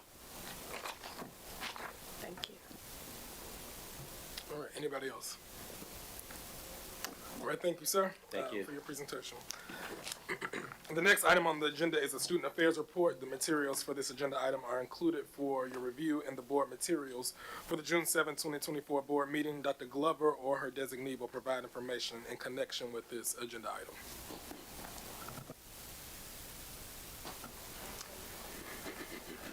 thank President Glover and Chair Norfleet. We just completed what I think was a really good year. Probably one of the more stable years after COVID and after having a huge freshman class. 23-24 just was probably more stable for the students and the experiences that they were having on campus. And so a lot of good things to talk about in that space. I'll begin by just naming the units that are a part of Student Affairs. You have it in your report, but it includes the Career Development Center, the Campus Center, our Student Conduct Office, our Counseling Center, our Health Center, our Housing, the Men's Initiative, Student Activities, Cheerleading, the Band, the Wellness Center, the Women's Center, and recently the Navigation One Stop. Last year, the TSU PD department moved out of Student Affairs. And so again, our role and responsibility is complete wraparound services and the student experience. You know, that's the most important thing in terms of how do they feel about their presence and the opportunities for engagement on campus. And so we lean towards services, but also motivating leadership and engagement. And so out of those 13 units, I want to just highlight 3 different areas and some success we've had in those over the years. So we don't have anything that will require a vote today or approval, but so this is just information in terms of where we are. Dr. Ivan Davis did an amazing job serving as our medical director for many years, and he passed away suddenly. And he guided us through COVID. I mean, he has just a lot of history and was just an amazing physician who provided services. And he really didn't do it for pay because when we tried to hire somebody at the salary we was paying him, absolutely nobody would take the job. So it was out of really real passion. And so we were able to hire Dr. Dorsha James, a full-time physician now. So we moved the position from 60% to full-time to accommodate the needs of our students. And so she hit the ground running and has done an amazing job, you know, with a focus on our campus community around education with diabetes, STD, alcohol and drug awareness. You'll see in the report that we had almost 1,800 medical visits in the academic school year, and so we're very proud of the work that Dr. James and her staff has done to lift up the health center and to make sure that the services we're providing to students are meeting their needs. And so we do have a little bit of a challenge that we kind of put on the table, and that is, and I'll talk about it as well with our counseling center, and that's a space. You know, we're thinking through what's the right place for our health center. As Chief Student Affairs Officer, I'll be honest with you, I've never thought that the campus center was the right place. You know, if I'm sick, do I really want to go into a campus center with a lot of other students that share the same ventilation system? And so we put on the table an opportunity for us to look at eventually moving that space and getting into a place that better meets the student needs. But we're just so proud of the health center staff and the work that they've done to make sure that our students are taken care of.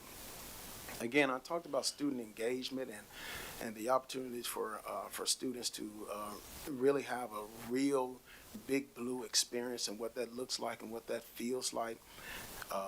And so the class that just graduated, this class of 24, this year was super important to me because that class was the class that when they were in high school, that's when COVID hit and they didn't get a chance to participate in graduation and prom and all. So in terms of development and engagement, we had to really work hard with that class. They got comfortable being in their rooms and not engaging with other students. So we had to kind of push those opportunities a bit aggressively. And so to see them graduating this year fully engaged was a full circle moment for the Division of Student Affairs. And so we were very proud of the work that we did.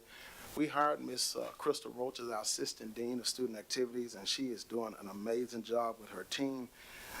We had 8 of the 9 Greek organizations all have intake and successful intake over this spring semester. We did a Greek picnic at the end of the year, first time doing that in a while, and that was really, really exciting. We have our students that are traveling as we speak. The first group, Leadership TSU, went to Florida and spent a week in Florida on a leadership development retreat. Our student leaders, the newly elected student leaders, just got back from Claflin. They went there for training, student leadership training, where all of the SGAs of HBCUs come together for the NACEP conference. And leaving out this morning, we had over 50 students going to Ghana for International Pan-Africa Conference and training. They'll be there for 13 days. We're really excited about that. And then next month in July, our Royal Court, Miss TSU and her court will travel to New Orleans for the Kings and Queens Conference. And so students are still engaged even over the summer activities in terms of training and preparation. A little bit about our counseling center. We had some challenges in 2022 from a historical perspective. In 2022, that spring, we had a beautiful young lady. I had a chance to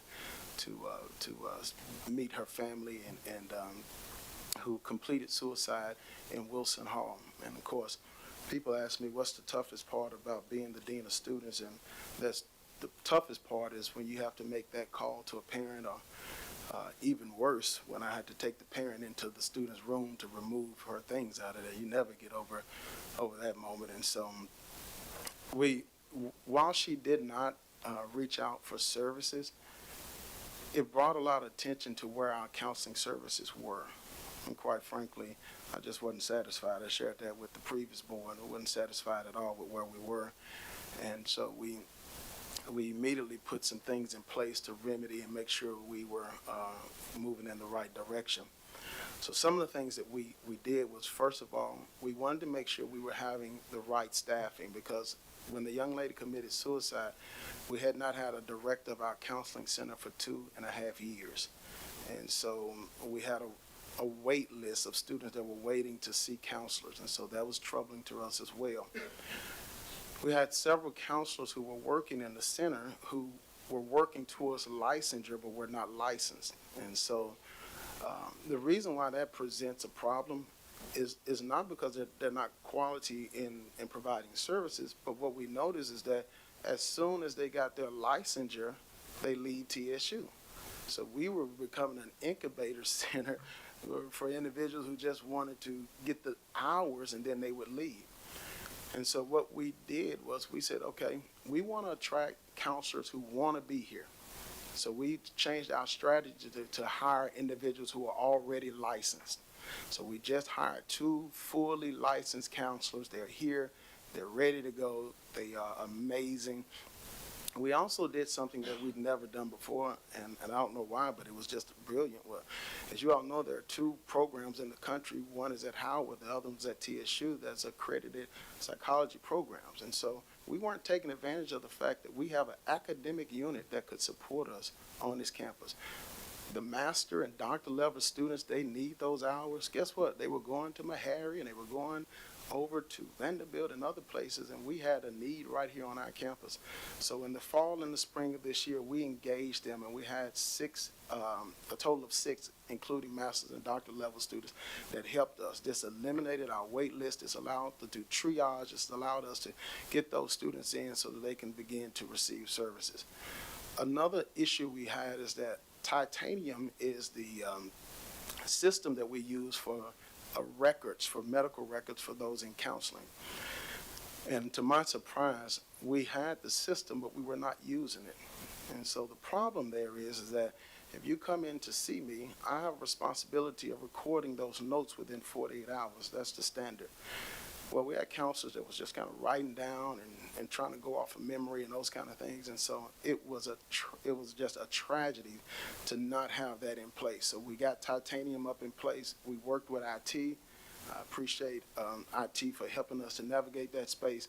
and we got that up in place. And I want to thank Dr. Collins, who now is serving as of June 1 as our permanent director of our counseling center, and she is a graduate of our program, trained right here at Tennessee State University.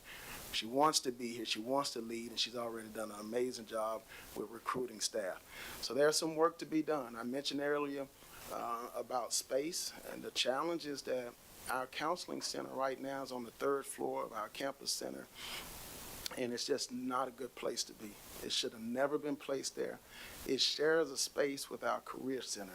So if you're in the career center, there's no, they're sharing that same space. It doesn't protect student privacy.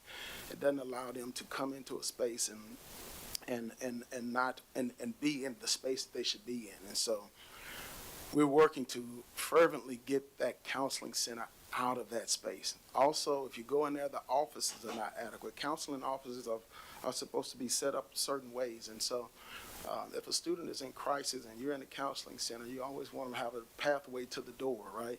And so the space is just totally inadequate for us. And we're close to moving towards accreditation on our counseling center. We're getting really close, and that's going to be the last piece, I think, to that.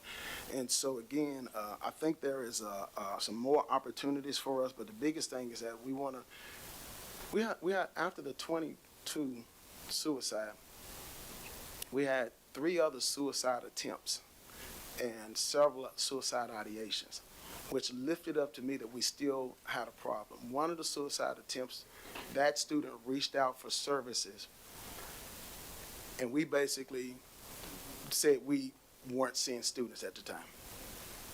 That's when I made the decision to make a change in that area, because if I got to take the call from the parent, if I got to give that call and the buck stops with me, then I'm gonna own what we're doing in that space. And so I did make some tough decisions, but I'm proud of where we are now.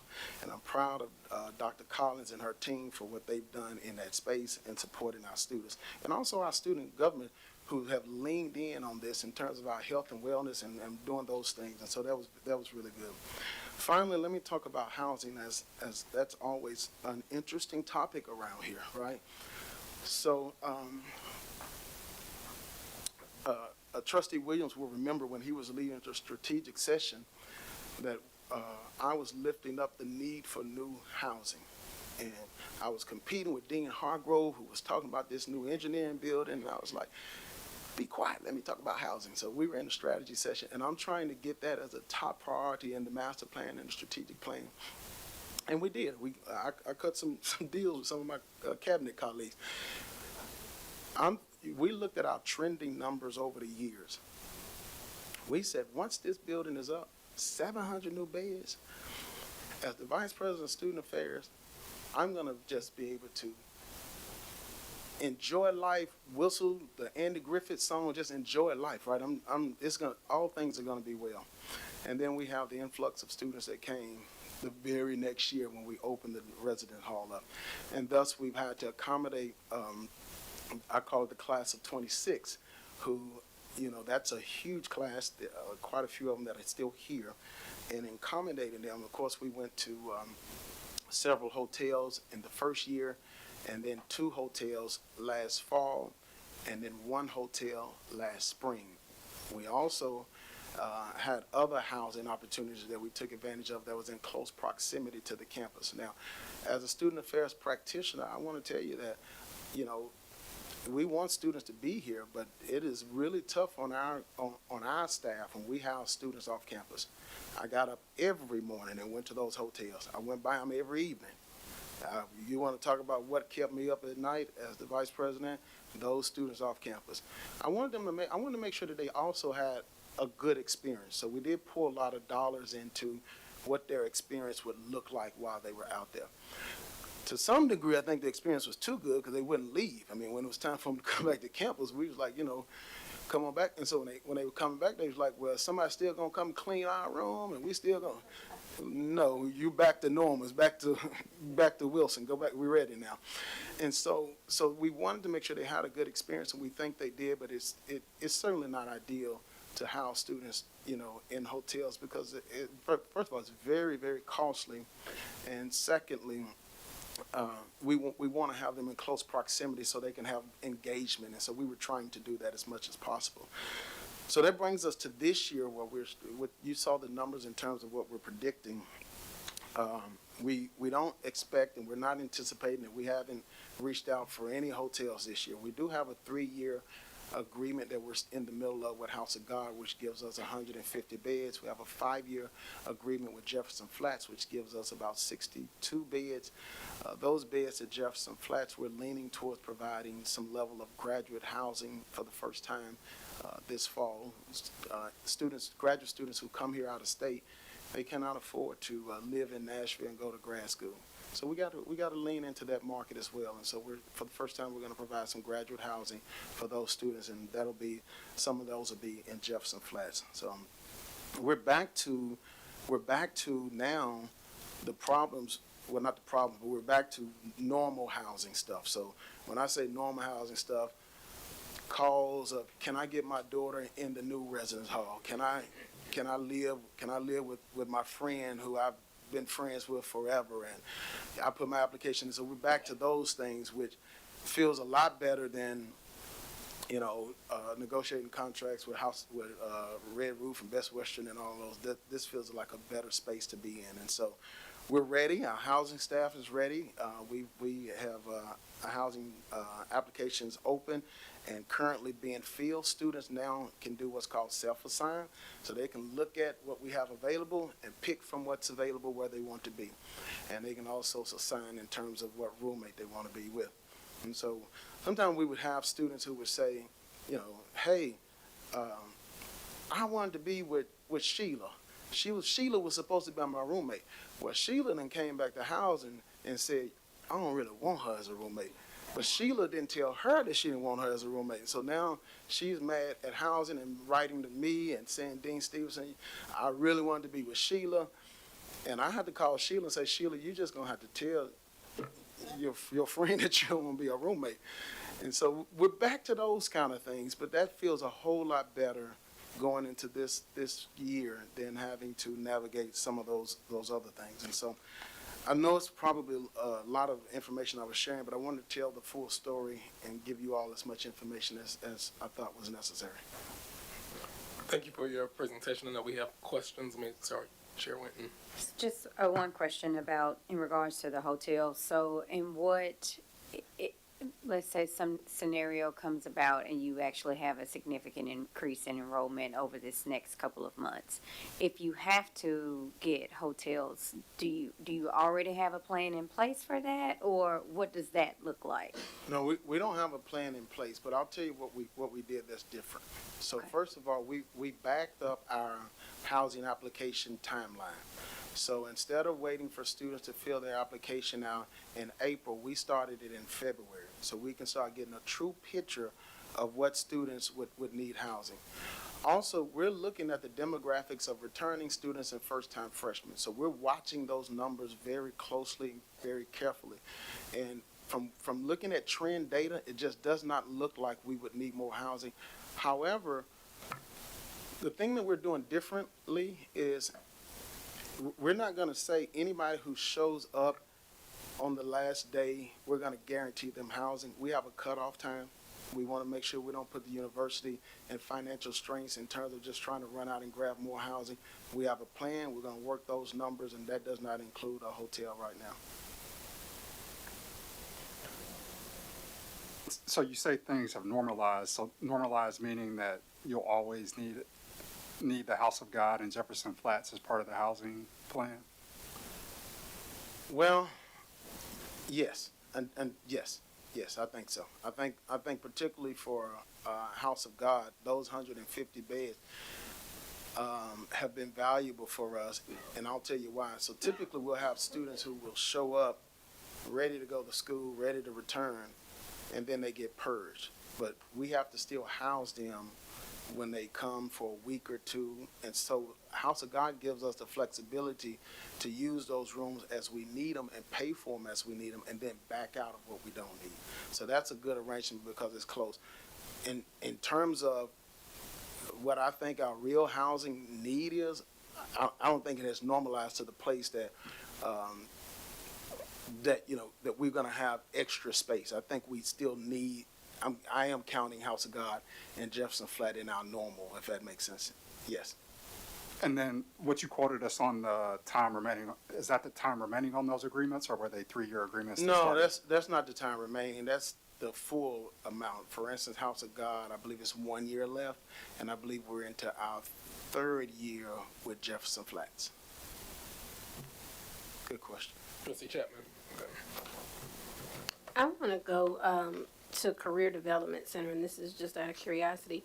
Do we track the success of students beyond graduation in terms of percent placed in their job, and what is their percentage if we have it? Yeah, you know, and this is one of those things that is tough to do, but we gather that data. We do gather the data. We look at students in terms of graduate school, if they are in their field, if they've gotten a job, and what they plan to do afterwards. And so, yeah, we do look at that. And so, we have what's called senior exit interviews and exams, and we try to capture some of that data and look at in terms of how we're doing with our students. We also monitor and measure those students who are getting internships, and that's one of the greatest predictors in terms of students getting jobs afterwards. And so we put a lot of emphasis there in terms of connecting students with internships and what that looks like. A few years ago, we realized that students were getting internships in Nashville, but you know, if they weren't enrolled in school, our policy said they couldn't stay in housing. So we changed our housing policy to allow students who have interns to continue to stay in housing. And so we think that's helped. Our career fairs have been just amazing. We've got record numbers of companies that are interested in hiring Tennessee State University students. They really want our students. And so I can get you some data around that, and I'll have that to you. And Trustee Chapman, we also are looking at doing now an employer survey to see how our students are faring in the corporate and government work, in their jobs. Because at one time, in another occasion, we had called in some of the employers and say, what is it that you think we need and what we don't have?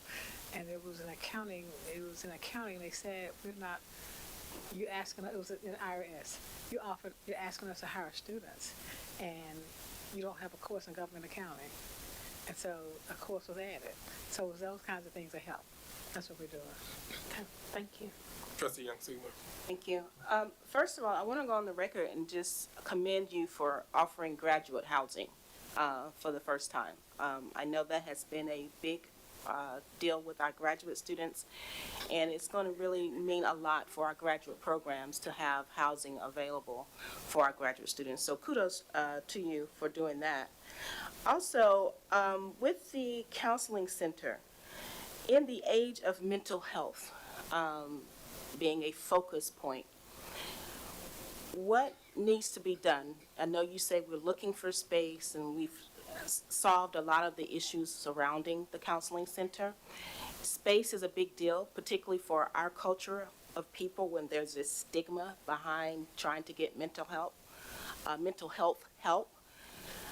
What can be done immediately to ensure students have the privacy to get this service and not be a part of the talk of the town that person had to go get some mental health assistance?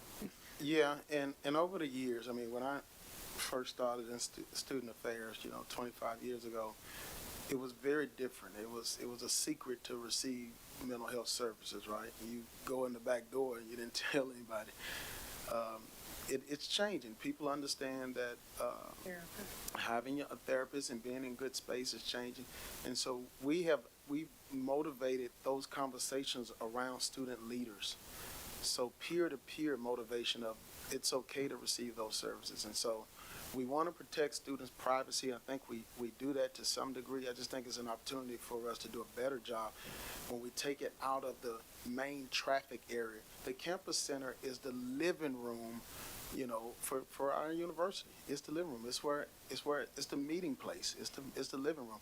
And if I'm receiving counseling services, I don't necessarily want to walk through the living room, right? I want to be able to go into a space where everybody's not gathered and hanging out, where it's not loud, or they may be playing some music down there. I'm in a therapy session, and they playing Young Dolph preach, right? And so, you know, those are the kind of things we're trying to navigate around. Trustee Young Ziegler, we have identified some space. We've spoken with the persons who coordinate the space. It hasn't happened yet, but we have identified the space, and so we're going to look to see what's, you know, where are they in that process now.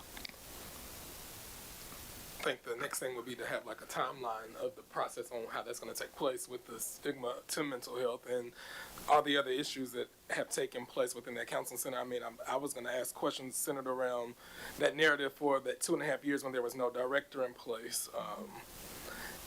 The issues with the medical records, how are the therapists now set up to not have those challenges anymore?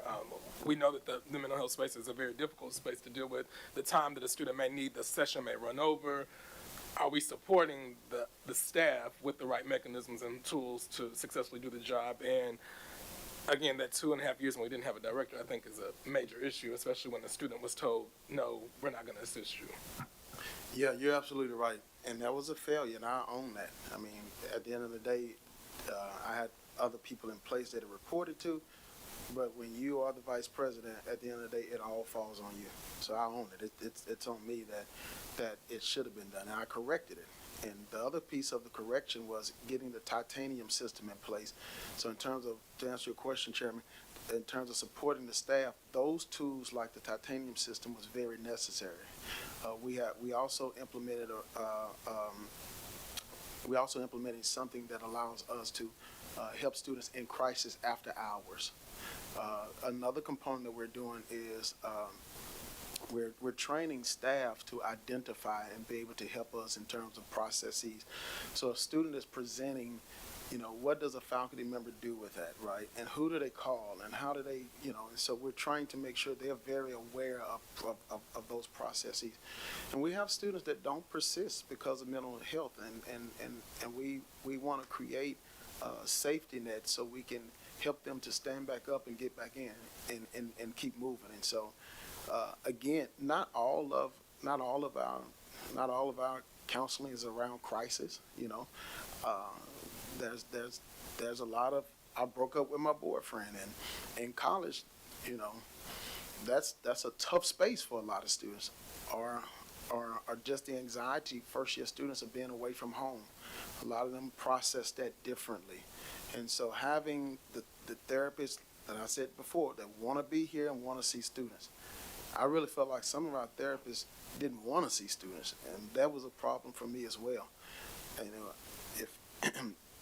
if I was a teacher and the worst thing I wanted to do was, and the one thing I didn't want to do was be in the classroom, that's problematic. So we had therapists who did not want to, in my opinion, did not want to see students because they were navigating ways to not see students. And our students, again, deserve to have people here who want to be here and who enjoy doing that work. And I think that's what we've moved towards now, including working in combination with our psychology department. Trustee Tucker. Yes, my question relates to maybe Dr. Glover. When you think about the dollars that come in, if I'm not mistaken, the state doesn't fund stadiums anymore and other buildings with capital dollars. I guess my question is, it seems to me if you had a 1A, it would have to be the dorms that you want to modernize and bring them up to speed, because that's where the students want to stay. And if they're in a building or a dorm that's 30 years old or more, well, at least my privileged kids would pass on that one and go somewhere else. But I guess my point is, when I hear advertised that we got money that we're going to spend on stadiums and other capital expenditures, how do you sort through that in terms of what's the number one? Is the number one dorms, or is it the stadium? Well, the stadium, I'm not sure where that came from. I think somebody was interviewed in athletics. I'm not sure, but I'm not aware of any money being spent on the stadium. I saw it in the paper. I saw it in Tennessee, but neither communications person nor I knew anything about that, nor did the athletic director know anything about it.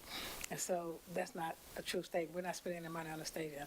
Now, what we have said is, I did speak with Representative Harold Love. He said there was some funding left over from a couple of prior years that we could use for a new football stadium if we wanted to, and that could be part of the money that we would do ask the governor for. But we've looked at some of the funding that's owed, the underfunding. If we get some of the underfunding that's owed to us, that's where a stadium will come in with some, as a whole academic program. But it's by no means at the top of our agenda to let it take the place of a residence hall that's needed, because we have prioritized some of the things that's needed. And Wilson Hall is when we're talking about repairs, we can't use the funding for, of course, we can't use the money from the state that they gave us for residence halls, for food, for the, any type of revenue producing activity. But we would love, we've done all we could, we think, to repair Wilson Hall, to keep it up as best we can, as also some of the others. But there's no plan to put a stadium above, the residence halls. Have we taken a look at maybe creating a capital campaign where we go out to the city of Nashville and say we need $150 million? I just made up the number, but I mean, have we did a feasibility analysis on that to see? She's going to do a report. Lisa Tony, who's the assistant vice president for Institute of Advancement, is going to do a report today. So if you don't mind, we can discuss at that point. All right, thanks. All right, any other further questions? All right, thank you for your. The only other thing I'll add on the housing piece, since that's under me, is just that, and I want this board just to know that there is going to be some work that has to be done over the years. Our legacy dorms have come to the end of their life. I mean, and we're in a marketplace where we're competing with other universities. Students have choices, right? And if they got a choice between, going to a place that just built a new residence hall, or being in a residence hall where you got to share a bathroom with 80 people on your floor, some of them may say, well, I'll go over here. And so we've got to put a plan together over the next 10 years, I think, and it starts now, of how we replace those legacy dorms. The good news is that, for the most part, residence halls, they have to pay their own way. So students pay. They pay to be there, and so it pays for itself. The problem we're having is that we should have started this 20 years ago. We knew those dorms 20 years ago were coming to the end of their life, and we're just a little bit behind. Of course, we didn't know the city of Nashville was going to kind of do what it's doing. About 7 years ago, we noticed this, our juniors and seniors started moving back to campus. And it was just strange, like, why are they moving back to campus? And we found out they just could not afford The room was down, but students would come back to campus. Yeah, they couldn't afford to live in the city. So thank you. All right, thank you.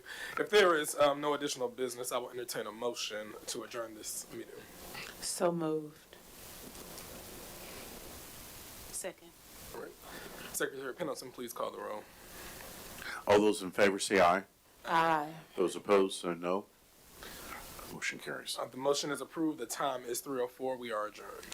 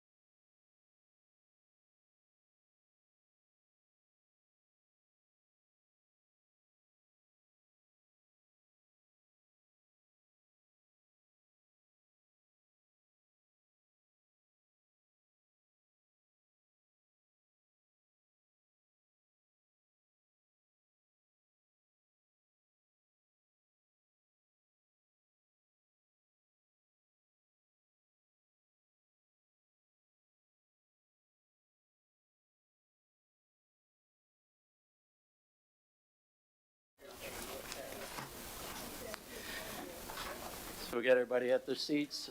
There's a couple people waiting, and then we can go. Okay, thank you, everybody. Good afternoon and welcome. The June 6, 2024 Audit Committee meeting of the Tennessee State University Board of Trustees is now called to order. The time that I have is 3:19 p.m.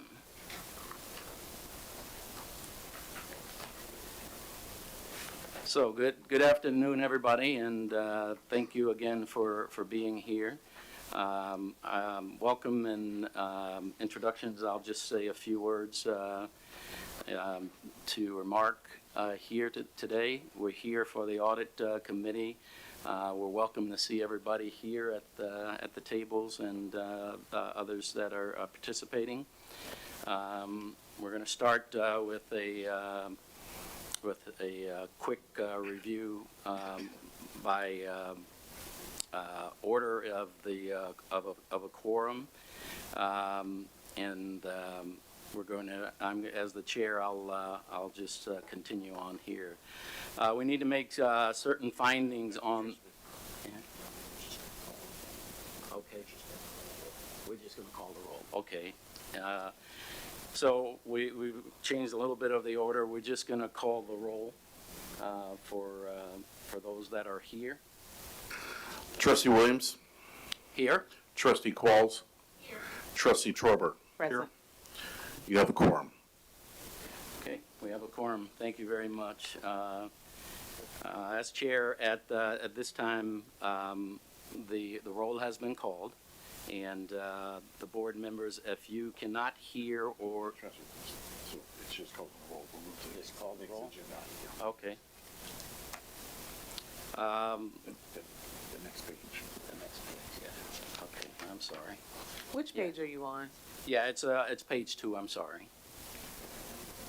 No, it's just meeting notes. It's just the meeting notes, right? Correct. Okay. So, Just going through it. here, let me just real quick. Just going through the agenda. Okay, I'm sorry. Feel like a rookie up here, but got lots of years of experience. The approval of the audit committee charter is the first thing that we're going to talk about. The charter materials for the agenda item are included in your review for the board materials for the June 7th, 2024 board meeting. So is there a, okay, I'm a little bit lost. Wait a minute, yeah, that's right. The materials for the agenda items are included in for your review, and the board materials are for the June 7th, 2024 board meeting. As chair, after the discussion is no discussion today, so yeah. There's no discussion, so we're gonna bypass that action. Actually, we might want to first refer to Director Forbes Williams for her discussion about the charter, just to kind of give a context. And Dr. Glover is first, right? Sorry. Yeah. Okay. So Dr. Glover, we're gonna push it over to you as to start, and then we'll go from there. To approve the charter, I'm going to ask Director. Okay, this is an action item, approval of the Audit Committee Charter. TSU Board of Trustees Audit Committee must establish an audit charter addressing the Audit Committee's purpose, powers, duties, and mission as part of its role in assisting the board in exercising oversight of the university's financial and accounting practices, internal controls, risk assessments, and standards of conduct. The audit committee charter is included in your board materials. The purpose of this agenda item is to approve the audit committee charter. Questions? So the committee, the charter has been discussed. I move that we recommend to the full board the approval of the audit committee charter. Chair, can we have a second? Second. Or any further discussion? Second. All right. The chair, the question is on the motion to recommend to the full board the approval of the audit committee charter. Secretary Pendleton, please call the roll. Okay, with this being a board charter and policy, we're going to actually call the roll. So, Trustee Williams, Here. Trustee Quall. Yes. Yes. Yes. And Trustee Torber. Yes. Motion, 3 yeses. Okay. So the motion is approved. The next item is the report on the annual report of the audit offices audit activities. Chair, the next item on the agenda is the annual report of the audit offices audit activities. The material for this agenda item are included in your review in the board books and the materials that we have for the June 7th, 2024 board meeting. Dr. Glover or her designee will provide information in connection with the agenda item. This is an informational discussion item, so no vote is required. Okay, you would find the material starting on page 42.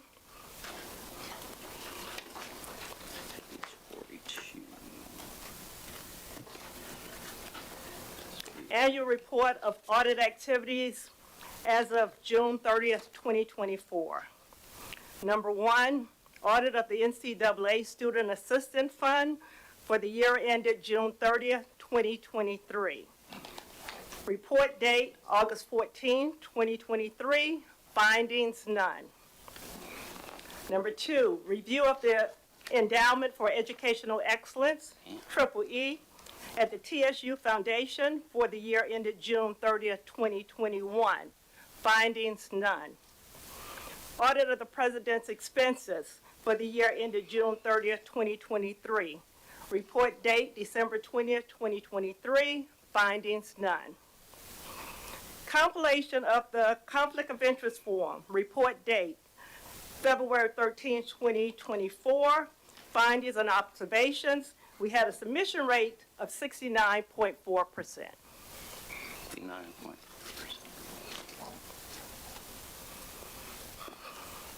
Activity 5, follow-up of the Department of HR audit. Report date, February 19, 2024.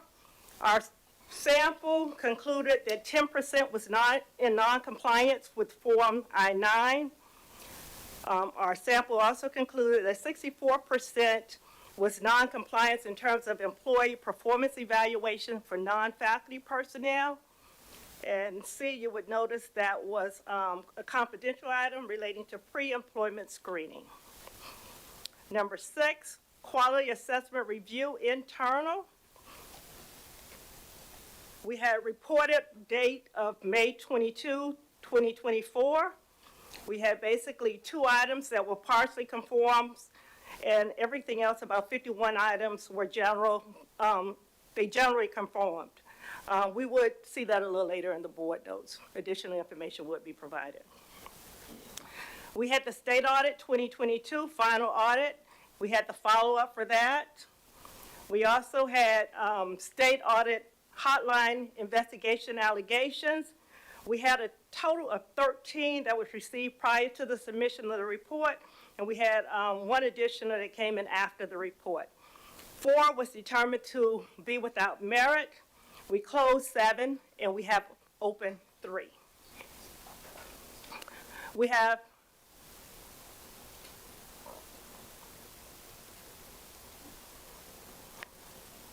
Dr. Glover is correct.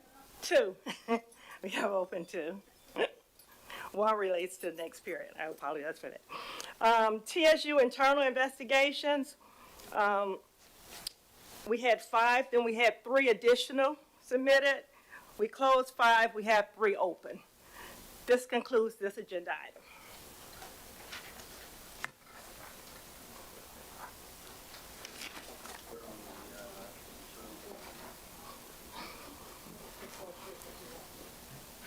Before we move on, I have a question. Yes, go ahead. On the item number 4, where you have the compilation of the conflict of interest forms as of February, do you have an update on that number? No, basically we do that once a year. Once a year? Yes. Okay. We will discuss some additional things in reference to that in the executive session. Thank you. Yeah, okay. On item number 8, related to the hotline allegation investigations, what period does that cover? And then what would be the typical number of hotline allegations that you would be expecting? I've only been here going on 1 year, so those were the items that I received over the last year. However, I was told in the past, traditionally, it was only about 1 per year. However, in the last year, it has obviously increased because we're looking at 14 versus the last 5 years of the previous auditor who left in November 2022. She said she had about 1 per year.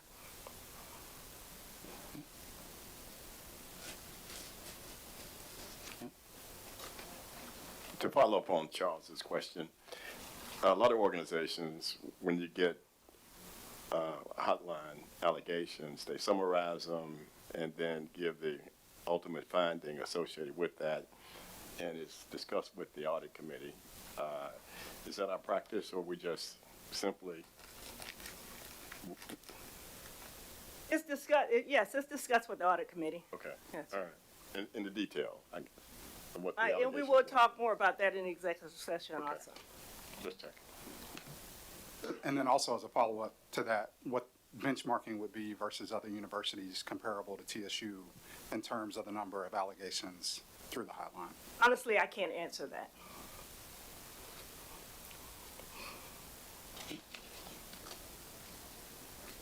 So, yeah, there's another question?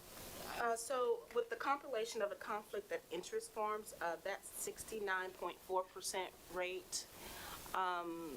Shouldn't it be higher? And what kind of issues will we have if that is not taken care of? Certainly, that should be higher, and it was a full discussion about that in a previous board meeting with the former board. We basically have talked about adding an automated system, and that would help 100%. This was done manually, and manually we looked at over 1,053, and we did not actually do the review, we just compiled them, if that makes sense. We compiled them, say they were submitted. However, in terms of the actual review of them, we do have what was in compliance or who said they, had a disclosure. But in terms of whether or not it was actual conflict or not, we did not get that far. We just don't have the staff for that currently. But we are looking at automating that system. And we do have some quotes to do that. Okay, so as a follow-up, what kind of issues will we have if we do not implement the automated system?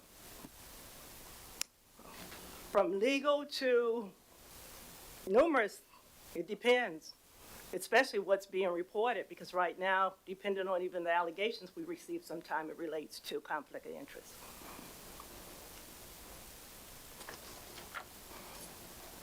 One more question.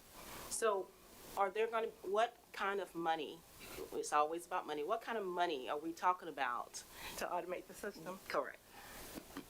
If I'm not mistaken, and I think I have that information, I think initially, and this is actually discounted, and we've looked at 3 vendors. Initially, I think it's a payment of $32,000, and then it's, I may be off on that. Let me look that up and answer that. I do have it with me.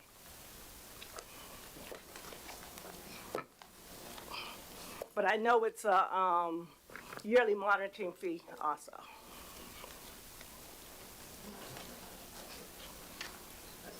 I have a question. Could that Okay. not, I'm not sure, Erica?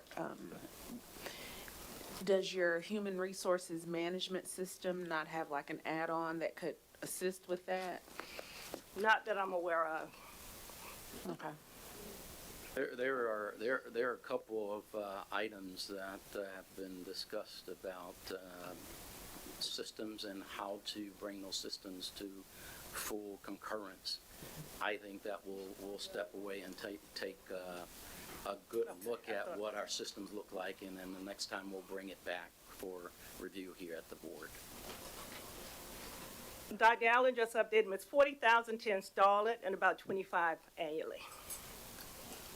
I'd like to say that before we bring on any new bringing on any new systems, that we really evaluate the systems that we have and making sure that they can either talk to each other or they have the capacity to be expanded rather than bringing on yet another system that we have to make sure is communicating and in compliance with each other. Yeah, So I may have given you a different viewpoint. My comment was that we will take a deep look at the systems and see what we have, and if there is a need for any change, we will come back to the board for indications of change or things that we may have to do. So I just want to make sure that, just making sure that before we make another purchase, yes, that we have evaluated those systems. fully evaluate prior to any subsequent effort. We're going to take a look at that and see what that looks like, and then we'll bring it back to the board for review. We have been working on this for quite a few months, and the IT director and some of his staff has also been involved, so they definitely have communicated in terms of the systems working with each other. I know that's not an issue. This is, something we have been looking at since we gave the report back in February. So just quickly, what are other universities doing to ensure compliance in this area? And I know you may not know that answer because you're here at TSU, but best practices, what would be a best practice in making sure that we are compliant in this particular area? Most of the other universities that we did take a look at, and personally I've been at a couple other universities myself, most of them have automated systems that would remind, the staff that it has to be completed, would remind their managers, would notify the managers also if they are not completed, would generate a listing of who has not completed their form. So the key, honestly, appears to be automating the system. I would just add, we recently formed, under Dr. Glover's leadership, a risk management council. And that risk management council is examining a number of systems that we're talking about, including the conflict of interest forms and other types of things, performance evaluation forms, other things in terms of automation, to make sure that it is, one, people are aware and people are more easily able to comply, and people are held accountable for not complying. And Who's on that committee? Who's on that committee? That committee is made up of basically VPs. I know it's Director Forbes Williams, it's VP Allen, it's General Evans, it's Dr. Johnson, myself, and Cynthia Howell, our risk management director. And how often do you all meet, and when do you report out? So they had their first, they called their first meeting, and that occurred a few weeks ago. Yeah, just about 2 weeks ago we held our first meeting. Look at all elements of risk, not just this. You have to look at all elements of risk in various categories. But I was going to say, we did look at doing some things to people who just didn't fill out the form. I mean, it's a simple form to fill out. there are reasons you don't fill it out, you don't get to it, you're not here, you don't want to fill it out. We talked about, you can't hold a person's paycheck for it. It's just kind of some things you don't do. But we're talking about making them come in and sign for their paycheck. It was just some things we were considering different ways to encourage people, to sign this form. It's a requirement. If you terminate a person for not signing a form, so we look at all those things. And the price that I mentioned, the $40,000 plus the 25 annual, that also included a database basically for all our policies and procedures, like a depository for all our policies and procedures in addition to the COI. So we're keeping a list of things to submit to the next seat president, and that's one of the ones that's on this list for him or her. Now, I've just got to ask, you're keeping a list. Is it it is in a database somewhere, or? No, this is my list. If something comes to my mind, I may jot it down anywhere. But I'll put it together so that I'm preparing a transition plan. Yeah, and the dialogue that Dr. Forbes and I had earlier this week, we talked about the systems and the need for systems. And so what we'll do is take a broader look at the systems, particularly the audit-related systems, and come back and bring a report to the body as to what changes may need with the systems that we have today.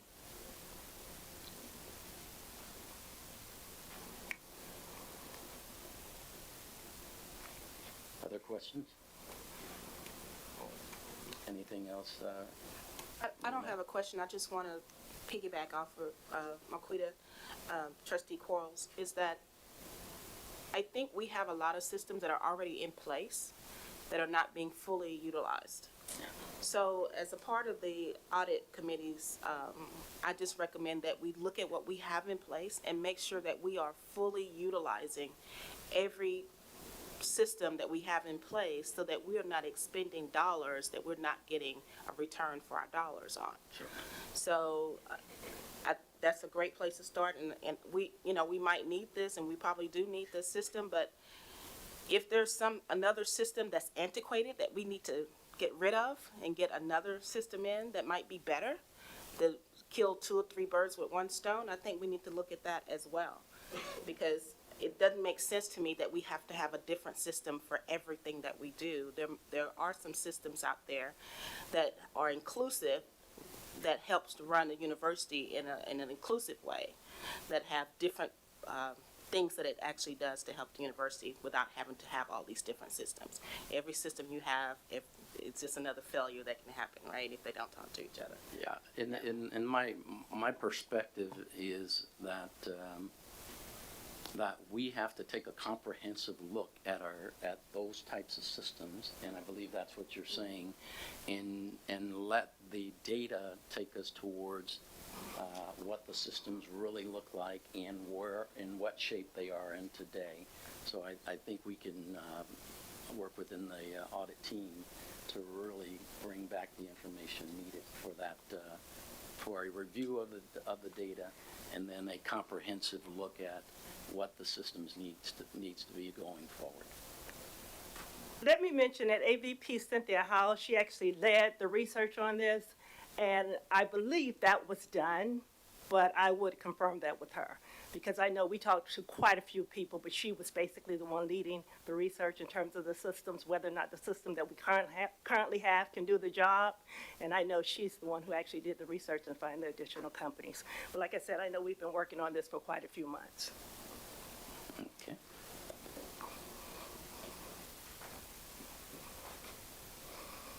Continue. Next agenda item. Next agenda item, yep. Report on the internal and external audit items. Okay, this is the information item also. Basically, this is a summary of the 5 audits that was completed or updates on them since the last board meeting. They start on page 45. The EEE audit, date release, March 28th. 2024, no findings. TSU financial audit, year-end June 30th, 2022, date release March 28th, 2024. The corrective action plan was submitted and revised. The due date was April 29, 2024, which is traditionally 30 days after the report is released. Report of action. To explain that a little, the report of action is basically when internal audit goes in and basically confirm what management say they were going to do has been done. And that report is due 6 months. So the September 27, 2024 date is what we're looking at for that one. The TSU single audit, release date March 26, 2024. Corrective action plan, submitted April 29, 2024. We had 6 audit findings here, and the report of action is also due September 27, 2024.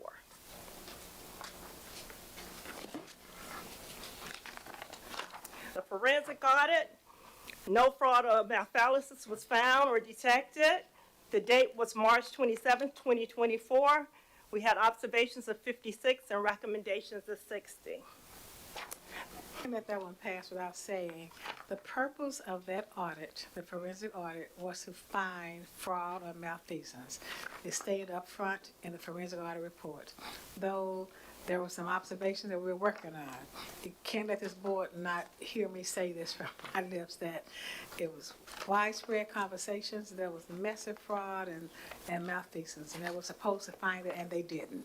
So we have to make sure, so they shifted the conversation to, they had observations. Well, the forensic audit, I'm a CPA, Doug is a CPA, Renee's a CPA. We all know you don't do a forensic audit to find observations and help somebody. It's to go to court and get an indictment most of the time. And so not to find any fraud or malfeasance can't just be swept under the rug. That's a big deal. Like, we spent that much money trying to find fraud or malfeasance and nothing was found. Yes, there are observations. It was not a balance sheet audit, a finance statement audit where you're looking to help and you're going to submit the observations and your findings in hopes of helping us do better with our record keeping. That's not what this was for. This was simply before to find some fraud at TSU, find some malfeasance, and none was found. So we have to make sure I'm saying that so it could be a part of the record. Okay, and the TSEC audit, it was a full discussion on that during the Finance Committee meeting on May 29, 2024. There are additional details in your board materials relating to all these audits, but you also have the full report. I was told you were given that in advance of each of the audits. So this will conclude this agenda item. Any other questions or concerns?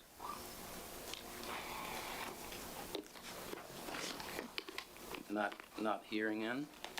What's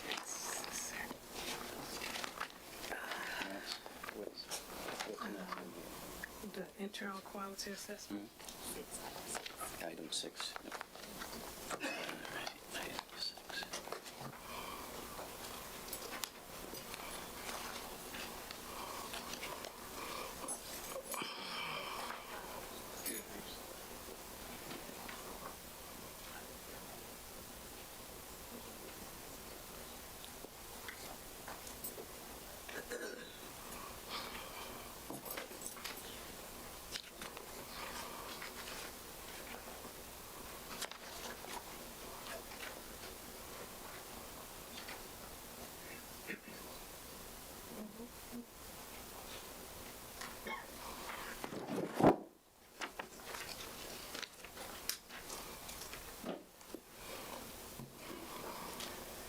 Okay, the next item is item V1, discussion of the audit office's internal quality assessment review. So this is the chair. The next item on the agenda is a discussion of the audit office's internal quality assessment review. And that is in process and has been working through the organization to get that fully done. The materials for the agenda item are included in your review in your board materials for the June 7, 2024 board meeting. Dr. Glover or her designee will provide information in connection with this item on the agenda, this agenda item. This is an informational review or informational discussion item, so no vote is required in this process. So for the chair, after the discussion, So I'm going to call on, call on Dr. Glover. Yeah. he's calling me now, Lawrence. Yes. After the review, we are calling on Dr. Glover for her attestation of this particular line item. So, Dr. Glover, let me turn it over to We're you. going to ask internal auditor if she would just do the internal quality assessment, update us on it. Okay, the formal report was submitted to Dr. Glover and Trustee Williams on May 22nd, 2024. The purpose of this report basically is to determine whether or not internal audit activities conform to the Institute of Internal Auditors International Standards. We had on page 72, well, actually starting on about page 70, That's right. we had basically a total of about 51 that generally complied, and we had two items that was partially in compliance, and the two items that were partially in compliance relate to an external review that's required. This external review is required by the Internal Auditor Standards, and our last external review was done August 2018. The external review is required to be done every 5 years, so we're basically We're a year out. a year plus behind in terms of the external review. What we do, we have to get an external firm to come in and review our books for the last 5 years, our records, our reports for the last 5 years. What has happened basically, again, with the limited staff, prior to doing the external, we have to complete a self-assessment. And it's not this self-assessment, it's another self-assessment, which is about 400 pages. So it's not the university's audit they're looking at, it's internal audit department. Internal audit department, they're looking at that one. Yes. We get somebody, just a peer review. You're saying looking at the assessment, Right. the assessor's Of us, department. yeah, as a Yeah. department, Right. the Yeah. processes and what we're And doing. looking at the entire process and looking for any specific items Right. that And would there are not be. 53 items they take a look at. Yes. It's mandated by the Internal Audit Institute, IAA, Institute of Internal Auditors. And so out of those, we were in compliance with 51 of those, and there were two that related to the fact that we hadn't had the review yet. It's been this is the 6th year. It's We're required going on 5 6 years. Yes, we're in year number 6, so we can easily correct that, just hadn't done it. Okay. And you say the reason why it's because the staffing. Yes. Yes. I have a question. Would you say that a lot of these findings is really a capacity issue or is just not enough staffing overall? Because that's what I keep hearing. Now, which findings are you speaking of? I'm just kind of going through all of it, from balance and bank statements all the way through what you're talking about now. Is it the reason why some of No, these when I'm things are talking about staffing, I'm talking about the internal audit department. Yes. Staffing there. I can't speak in terms of VP Allen's area, Okay. in terms of bank reconciliations, et cetera. You're talking about the financial audits and single audits that would relate more to VP Allen's area. I understand that it relates to his area. Just in terms of the response back from the audit from your department, is there anything that has ever been said that is a staffing concern? Keep in mind, I've only been here shy of a year. In terms of the external audits, my first review would be this year. in terms of the review that I have to do, that has to be completed by September. So trustee, So that's, at that point, I would start looking at I'm the just trying to answer the question. There financial Thank you. portion. There were I some understand. staffing concerns. We upgraded our entire financial area, brought in a staff of CPAs. Some we had to let go ourselves, some left on their own. But all of this originated, say, a few years ago, maybe I'm gonna say 5, or maybe count wrong, when the bank statements were not reconciled in a timely manner, or not reconciled at all. So we had the CFO left, and some others have left, so we just redid the whole finance area. And with that has been cleared up. I think you may be something that in this audit, we just got 22 now, this 2024 audit now. We're in that time period now. Well, they started 2023, we're now we're in the year, we're finishing up 2024, about to go in 2025. But we just got 2022 back. So we have to get caught up with the time period, the gap. But we have taken some serious issues with some of the comptroller's reports, and we've not kept it a secret at all. The comptroller himself is not a CPA and cannot opine on anything because he doesn't have a certificate to protect. However, there are people in his office that we've told them, you raise your right hand, you took an oath that you're going to be fair and honest in your approach, and you're going to not be judgmental. So we're trying to hold them to that standard that the CPA profession requires. And so for you to put something out like this, and you know this against the profession, we've called them to carpet on it. We even talked to AICPA on them. And so that's how serious we are about this. But we think the tide is turning now because we're into another year now.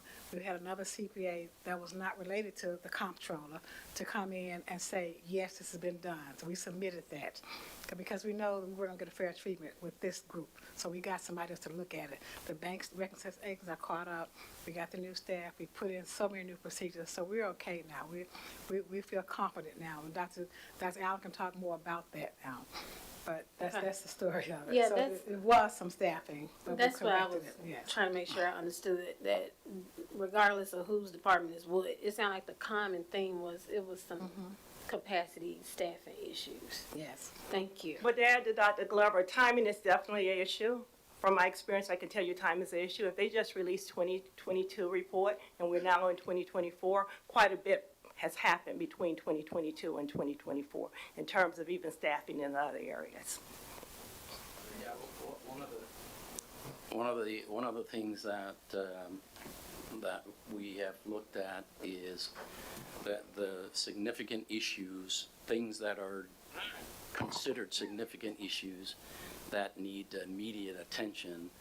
I have worked with the team, including others, to look at the possibility at getting some more help inside the department on a short-term basis until we can get to a stable situation.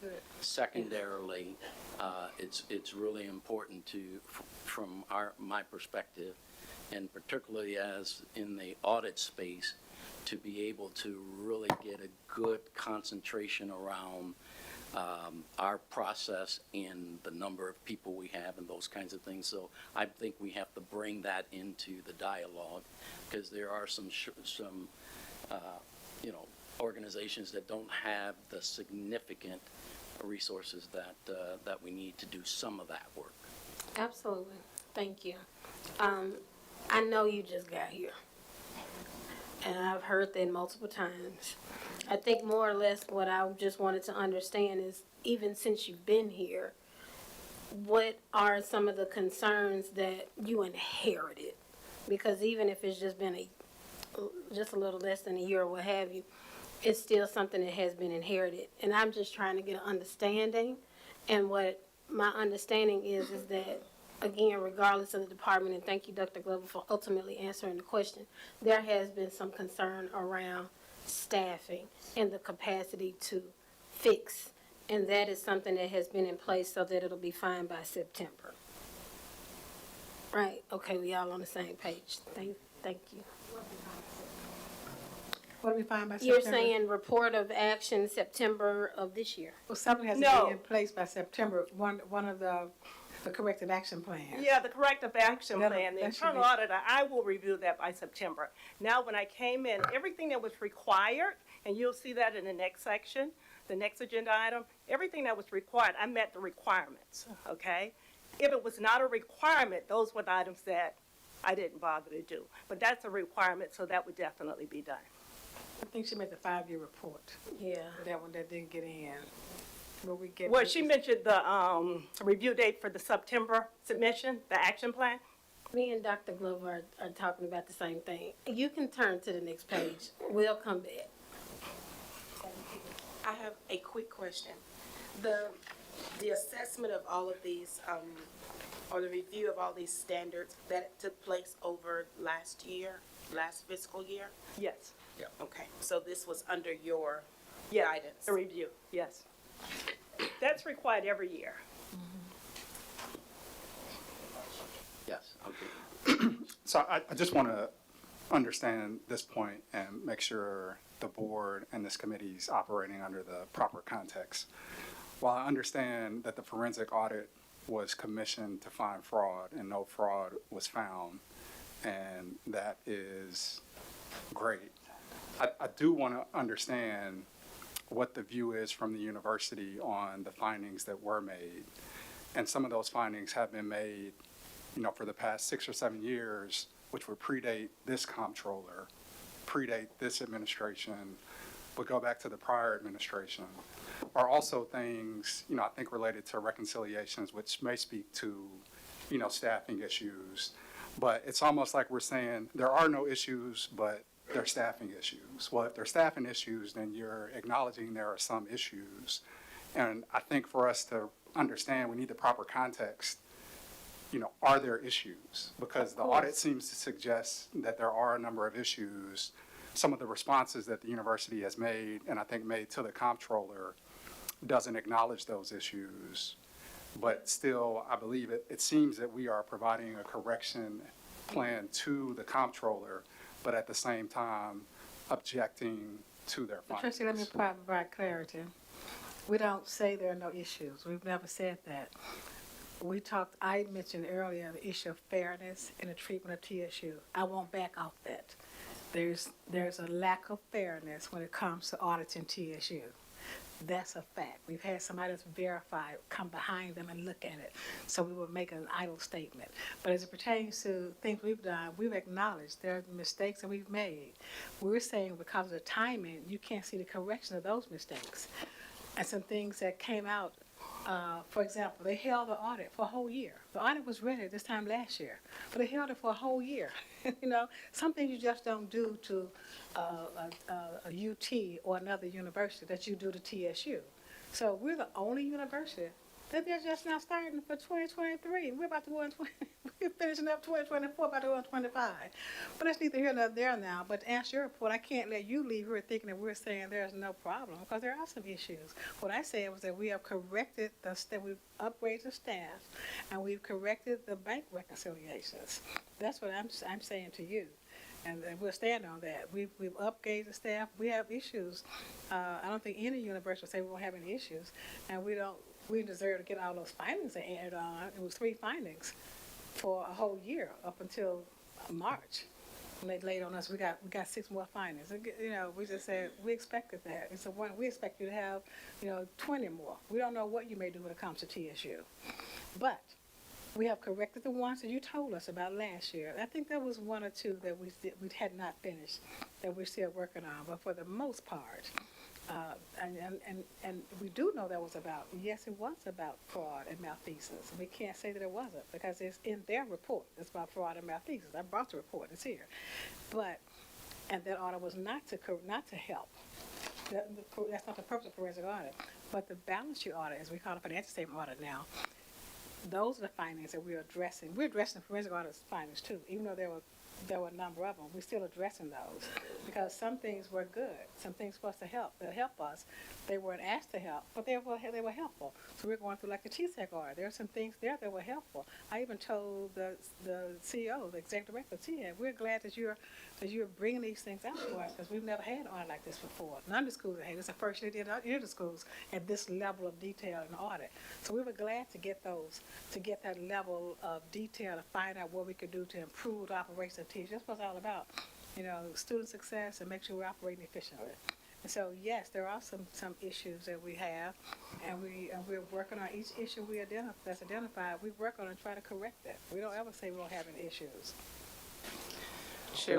Can I just make a comment, because what I believe in the few months that I've been working here at TSU, and if you go back into some history, you will have some history as well, that oftentimes TSU didn't get the fully comprehensive reviews fully baked before the organization.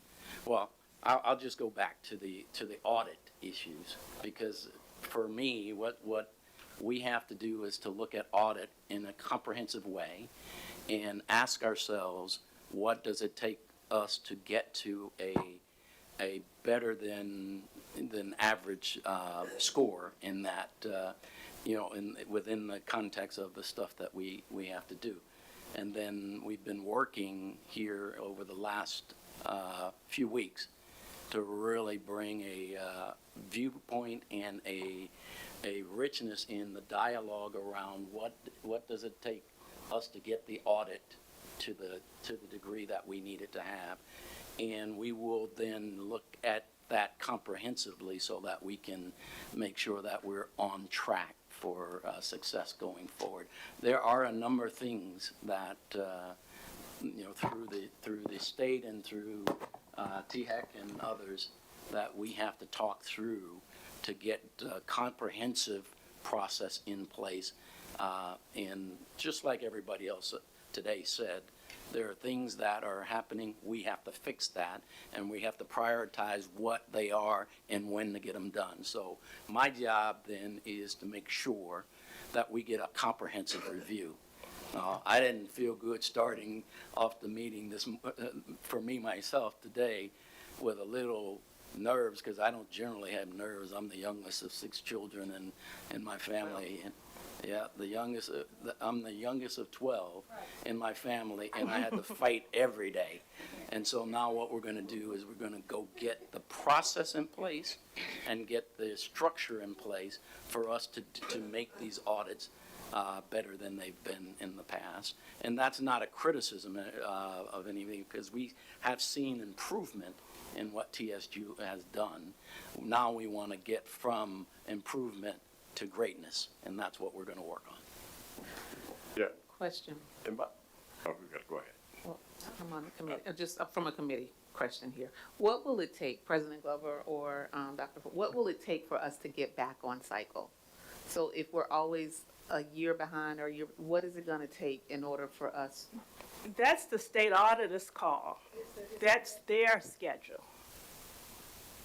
So they're basically running behind in terms of schedule in reference to TSU. I think it has been, I know it's been some discussion in terms of asking them, can we get our audits back earlier? But we're still working. They just arrived on campus a couple of weeks ago to do FY 2023. You see, I think it would take probably the audit chair, the finance chair, the board chair, meeting with the proper parties to see if they could move TSU up. Chairman Bo Watson said he was going to speak with them to see if we could get us back on schedule. They acknowledged that we were behind, we were off schedule when it comes. We showed them where everybody else was, where they were in the process, and they hadn't even started on TSU yet. So they acknowledged they were going to assist. They acknowledged that was a fact, and they were going to assist and get us back on schedule. And if they are able to get us back on schedule, are we ready? Will we be ready for? Yes, we've closed the books, so you just can't do anything else to the books. This that's of June 3rd, 2023. So we're about to finish up June 3rd, 2024 in 3 weeks. And so we're ready. Just out of curiosity, was there anything that caused, so that this doesn't happen again, what caused us to get off schedule? Again, it's not TSU. We didn't get off schedule. We're on schedule. We're waiting. We're sitting there waiting for them to tell us, we're gonna start your audit. And I get a phone call to say, we can't start your audit until January of, I think that was maybe 21 or 20. And so we're gonna start late. So what do? We looked at the other schools, they already started almost done. But we can't start, and I get the call again a second time. They said we can't start you on time, at the time you would like for us to start. We requested it. And then when the chairman of education, Watson, I think he committed to asking, I think he did have a conversation with him, but he hasn't gotten back on schedule. So I'm thinking it would take maybe someone at a different level to speak with either the comptroller, a committee chair, or someone to assist us in getting back on schedule. Because TSU's ready. My observation, and it's just an observation, President Glover, is that when you get embattled and you got everybody throwing grenades at each other, it's a symptomatic issue around the relationship. And I think if one position over here says, well, it's everybody else and they're out to get us, and then it's somebody else's fault, I'm not saying that's exactly what's being said, but my point is that people are listening to that. And we've got to find a way, and maybe it is a separate meeting to see if we can repair the relationship. But once everybody squares out and start hurling insults at each other, basically, then it's hard to get back to a relationship that everybody can move forward with.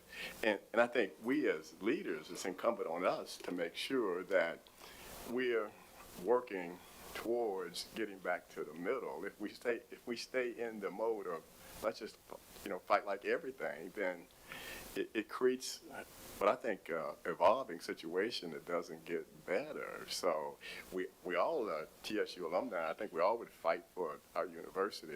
But the point I'm trying to make is I think sometimes as leaders we have to model a more potential balanced way in terms of how we engage on those things, because it doesn't help anybody if everybody squares off and just starts throwing insults at each other. Well, my recommendation was for you as chair of finance, chair of audit, or chair of the trustee, the board of trustees, one of you three or all, somebody else to have a conversation to get it back on track, because obviously, or even the new president, because obviously it didn't work for the last year or so. And I'm willing to volunteer to do that. Because I'm not one at this table who fought tooth and nail for the money they owed to TSU. And I got blackballed, so it's not me. I'm not the person.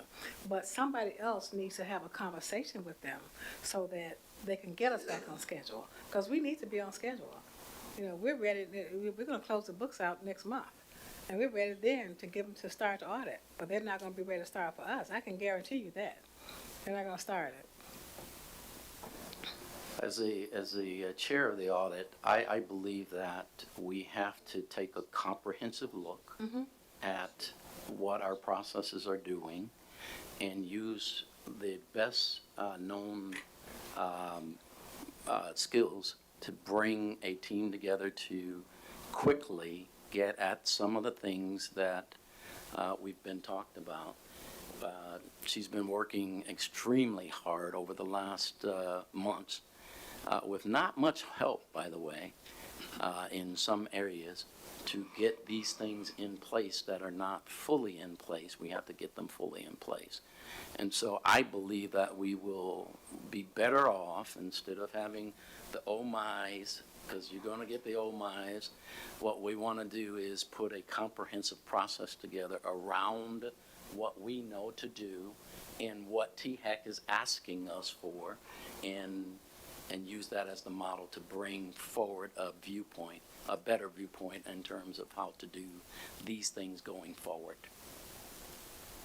So, Kevin, I want to also ask the question around, it's kind of going back to staffing. What efforts have we made to get support? Because this can't be a one-person shop. And I understand it's hard to find people to do this work. But if this is an area that's important to the university, yes. How are we addressing the staffing issues and making it a priority? I think she's posted it once or twice. Last time, I think we got mostly, Two applicants, but neither one of them had any audit or accounting experience. And that's a concern. I definitely don't want to be in a position where we have to train someone, because we just don't have the time for that. We really need a senior auditor at a minimum. I mean, you look right down there at Meharry with similar revenue, smaller school, They have 3 full senior auditors or above, and they're searching for 2 more. So we're just basically looking, but we have posted the position. I would definitely say we want to make it a priority because I can feel your stress. And if there is a way for us to really think comprehensively from a HR perspective to move this to the top, because, you know, going through some of this, and this is just at a high level read, they were not terrible things to ask for certain things, right? They were very low hanging fruit in terms of why can't this be turned over to the auditor? So, knowing that we want to make sure all the T's are crossed and all the I's are dotted in terms of audit, in terms of what we're talking about audit, so I leave it at audit, that where I would say this would be a top priority. And I can't speak on behalf of the board. I see some people shaking their head that you need help. And it is a top priority. I mean, we talk about it every day. We ask everyone. I attend conferences. I ask for, people. But, I mean, it's openings almost everywhere throughout Tennessee and every place else. So it is a hard position to fill. But in addition to that, I think it's some confusion in terms of internal audit and external audit. I think some of the responsibilities, especially that you're looking at, it's not the internal auditor's position. That's from a financial position. And it is clearly 2 different roles. Right, like I said, regardless of department, what I hear is staffing issue. It's not a staffing issue. Okay. Overall, okay? I hear you. Well, let's put some own context to what we're talking about. Did we all sit in front of THEC and hear Mr. Mumpower talk we did indignantly about things in some cases? That didn't just happen because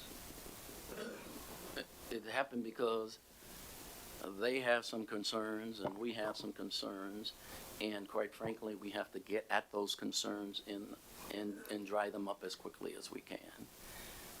Quite frankly, I've looked inside of that machine, and that machine it's always worked reasonably well. But we want to go to a different level and not have the kind of comments and the kind of things happen to us again. So we have to then invest in the process and the people to make that happen. And so I'd like to take that on as a project to do just that and work with the best of the organization to put the right process in place.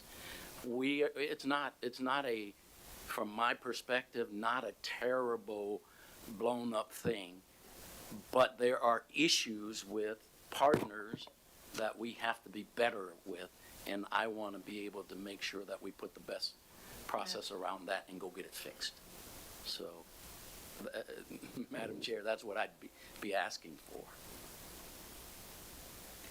I think I'm sorry, I was on the phone, missed some stuff. I'm going to have to go back and review. Goodness.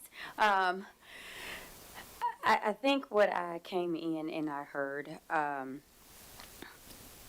because this is the audit committee, but the last thing that you said was maybe create some type of specific committee that is designated to addressing the audit issues for the external audits, not the internal team, but specifically related to the external audits. Is that what, am I hearing that's right? That's what I believe is necessary. I don't know exactly how we can do that. Lawrence, I'll get back with you and follow back up, but we will figure out some kind of way to work that through so we can have a specific team in place to address those things. To address the findings? Well, it's more than just the findings, right? So when you're thinking about, because if we're specifically speaking about the audit that was done by the Comptroller's Office in the state of Tennessee, so specifically for that audit, some of those findings have been pretty consistent throughout those audits. And so to think about and think through how do we develop a plan to address some of those findings that have happened over and over again, then how do we develop a team of people within the organization that have specific responsibilities to make sure that all of those findings are addressed? And then the third thing is really figuring out how do we better address the relationships, because at this point in time, I could feel the tension in the room, and I was gone outside, like it was clear out there, and I come in here, it's foggy and a mess. So we can't have that. And if it's creating this kind of discontent within this room, then imagine the struggles that go outside of this room. We are the best of this university. So we've got to do what we have to do in order to make all of those relationships with the key stakeholders better. And I think in talking to the comptroller and some of the other vested entities, they want to create a better relationship. They don't want to be in a position where we are all in a place of, because it's not productive. So that's my thoughts on that. And sorry I was outside. They say they want that. That's what they always start by saying, we want what's best for TSU.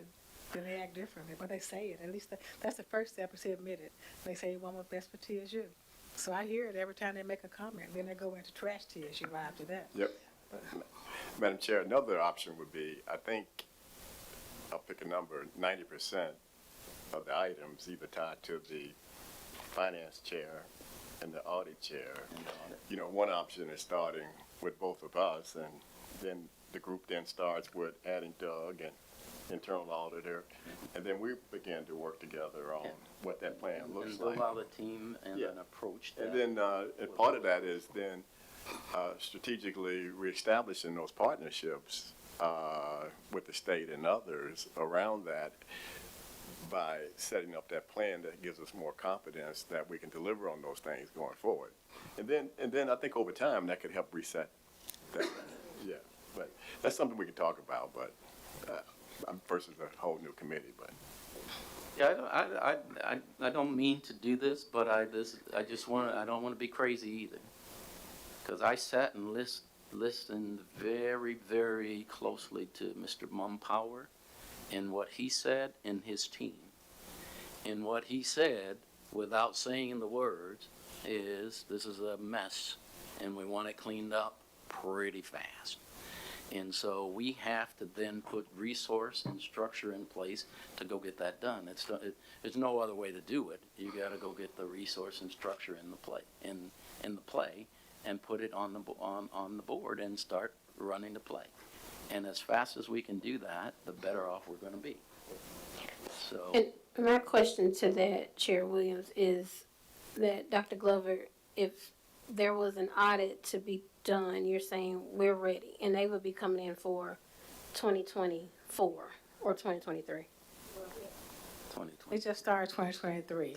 It's been ready for them for 6, 8, 9 months.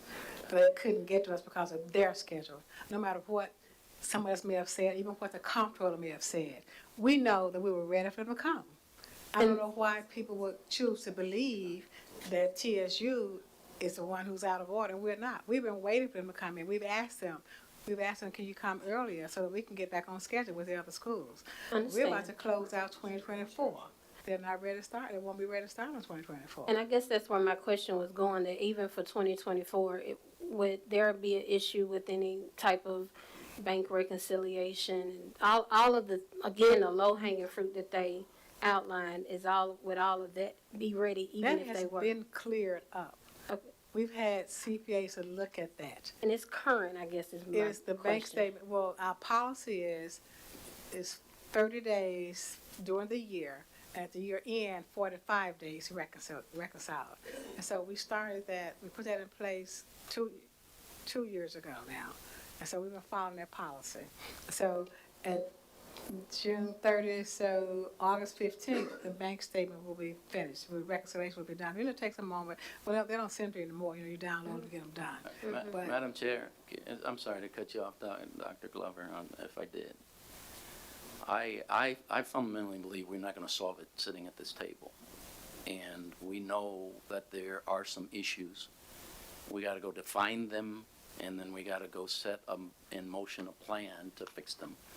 And I'd like to work with a team of people from this table to go get that fixed the way that we would be happy to get it fixed. I'll volunteer to support, That'd be great. yes.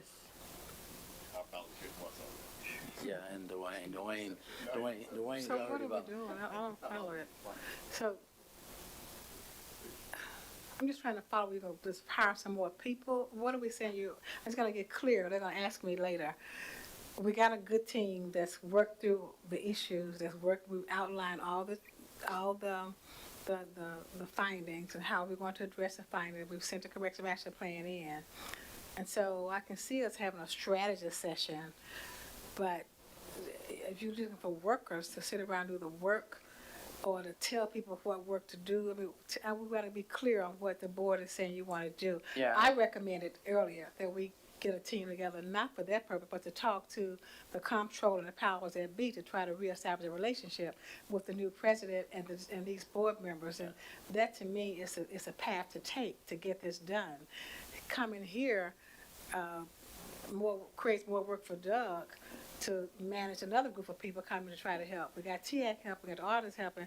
We need help from downtown to help change the relationship. That's what's needed at TSU. Not any more bodies or any more people talking and saying what to do about this. Yeah.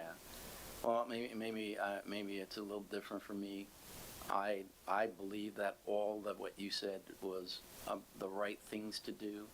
We just need to get a comprehensive review of what we think is happening and then look at what the issues are so that we can go and see how to go get those things or go after those things. Right. No, I think we're on the same page. And I think what Kevin is suggesting is that we get together and begin to frame out what that looks like. But I don't think we want to go down and start a conversation with the state until we put the outline of what their plan looks like and we know what we're capable of achieving here within the audit organization and the financial organization, not to put more work on people, but to validate that we're ensuring that we're completing the things that allow us to be world-class in this particular area.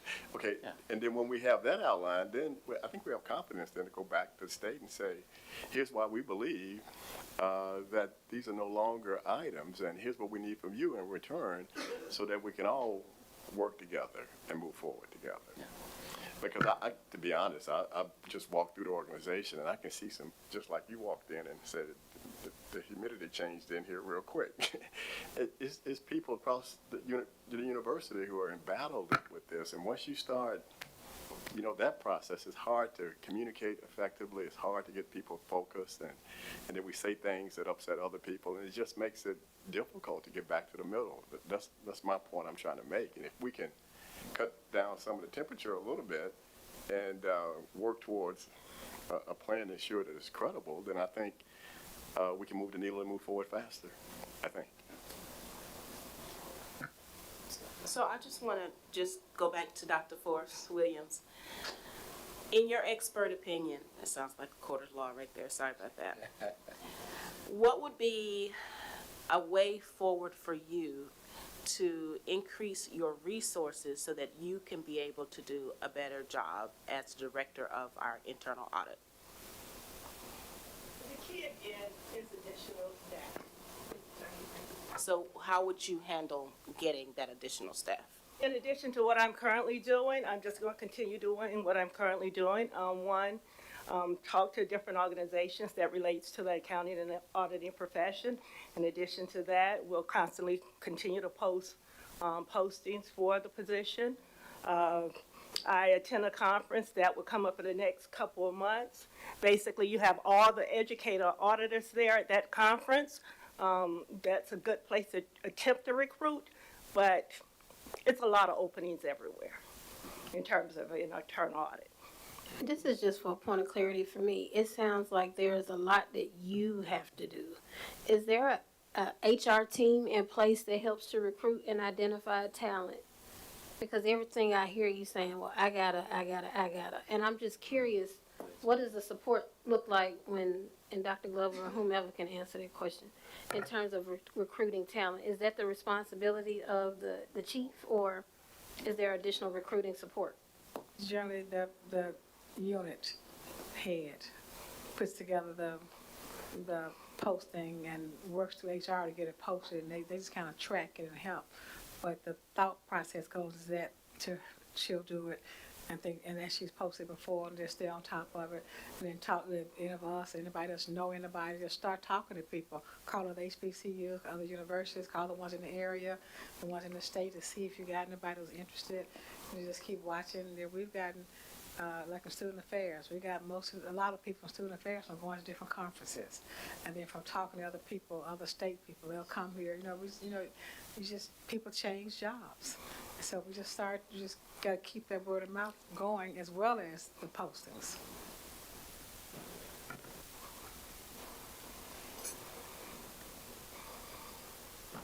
Yeah, it's probably on me, and I still believe that it's not a critical fix. There are some things that are in critical shape, but not a critical fix in total. And the work that this woman has been doing, and I've spent hours with her in the room thinking through strategies and all of those kinds of things that we got to get done.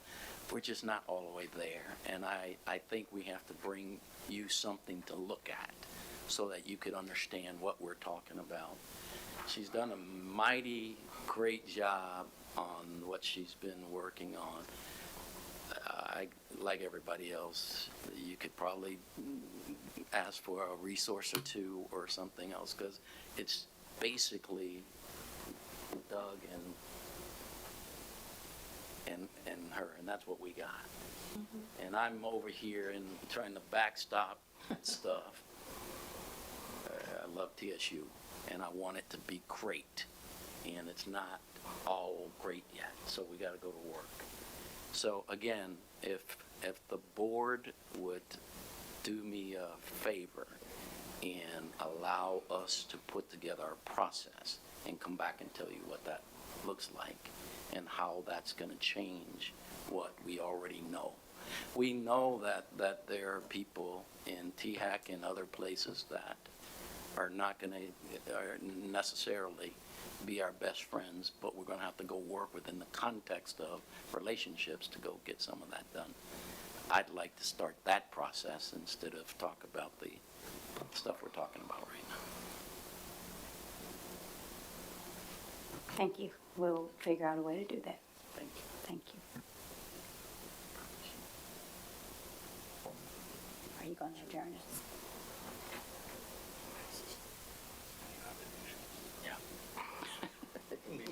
We really want to do that. Okay. Okay. We're laughing over here, everybody, because the next item that we have on the agenda is to go work on and review outstanding audit issues. And what we want to be able to do with this issue is get at the outstanding audit issues that have been a burr in our saddle for a little while. And we want to get the burr out of our saddle. So I think we want to get some help from the audit committee and get a team together and go to work, if you would prefer that. That's what I would prefer. Okay.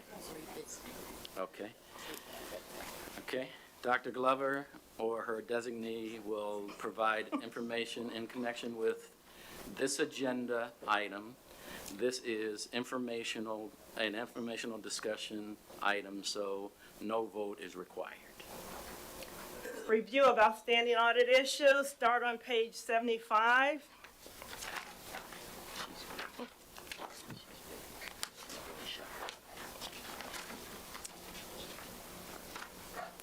But actually, take a look at page 77. Page 77. Okay, I'll look at you. Outstanding audit issues, we have the foundation gifts. It's a follow-up audit. The last audit was done in 2022. We plan to start that one fall 2024. We have the federal work study timesheets, again, a follow-up. Last was done in 2022, follow-up 2024. Grants, last done 2022, update that to begin spring 2025 as opposed to spring 2024. We have the P cards, excuse me. We have the P cards that should start 2025. Vaccination compliance, spring 2025. And the audit of HR again, we completed that in 2024. We have a follow-up scheduled to begin spring 2025. Keep in mind, this is the schedule that's proposed, but during the year, based on just this past year, we had so many investigations. Most of my time was spent in actually doing investigations. When we look at the bottom part, the external auditors, this is again relating to the findings. We have the 9 findings from the financial accounting audit, the financial statement audit, June 30, 2022. Like I mentioned earlier, the action plan was submitted. The action plan was submitted and approved by the state. So basically, we tell the state what we plan to do. The state approves it.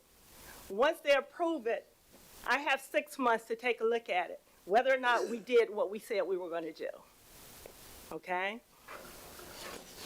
So we have till that September 27th date to complete that one. And then we have the single audit again. Same thing, very similar to the financial 2022 audit. We have the action plan that has been submitted and approved. So at this point, we have 6 months, September 27th, to report on whether or not the actions were actually put in place and complied to. That's my birthday, so don't worry. We got it. We'll get it on my birthday. This concludes this agenda item. Quick question. Go ahead. So on the outstanding issues that are identified with the foundation gifts, the federal work study, et cetera, and maybe this might even speak to the next agenda item. So where are you in the audit plan as far as being current, behind, I'm assuming not ahead, but if you could just speak to that. It's the next agenda item.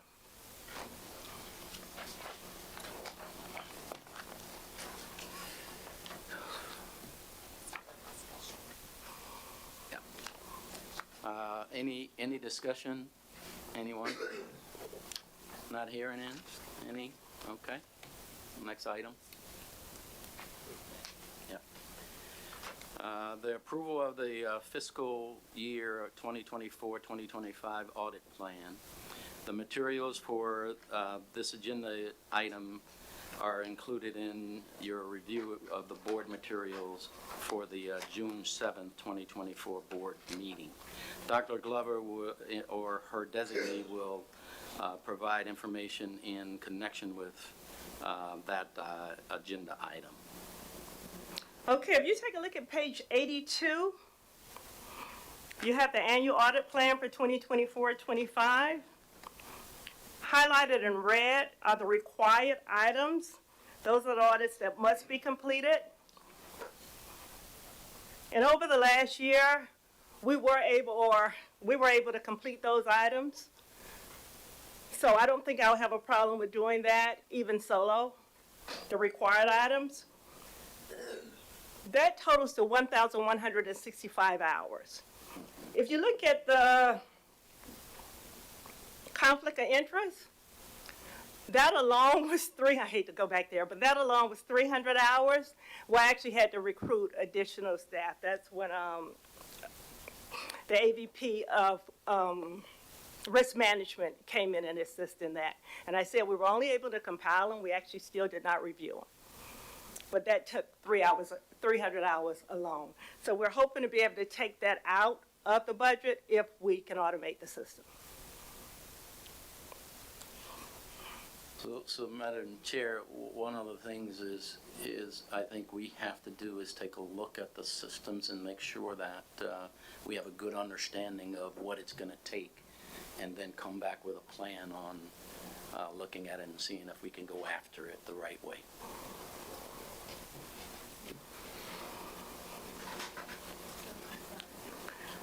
Also, you mentioned the follow-up audits. You had just mentioned the follow-up audits. We have a total of 600 hours scheduled for that, but they basically take place over the entire year, July 2024 through June 2025. However, it depends on whether or not we complete the required audits in addition to the investigations.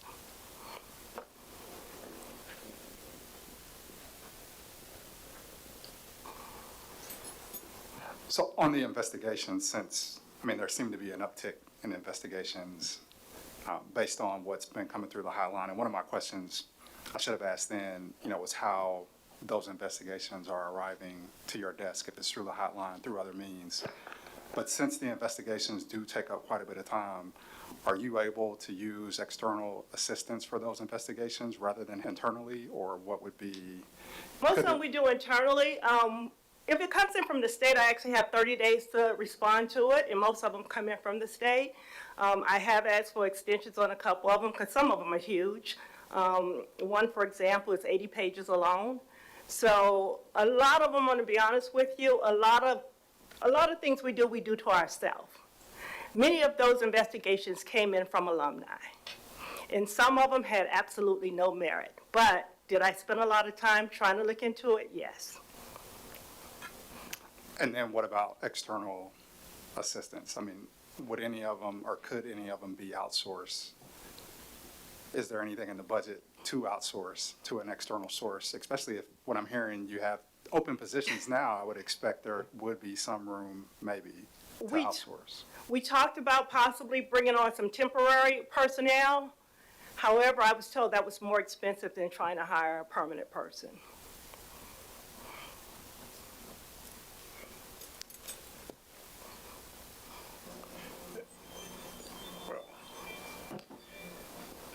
Investigations, can you just at a high level, 30 seconds, but is it harassment, Title IX? You name it. Discriminatory, all of those? So what's the difference between what HR does for, are you the Title IX coordinator? No, I'm not. Okay, so how does it break up between your job and? Well, it depends on, it depends on how it's reported. Right. If it's reported through the state, it comes to internal audit automatically, and internal audit is required to reply. Okay. And back to Charles's question, there's some firms out there that do provide temporary expertise, CFOs and auditors Yes, as well. definitely. And they are a little bit more expensive, I guess, but then maybe make the proposal to we talked your about boss that says, okay, we're willing to pay a little bit more on the front end and have somebody at least doing the work versus waiting for, the best candidate to show up in I a agree. shrinking labor market kind of thing. I agree. At least you're moving forward versus standing still. A little pricey, but I think a little pricey offsets being able to get some of this done too. But, I agree. yeah.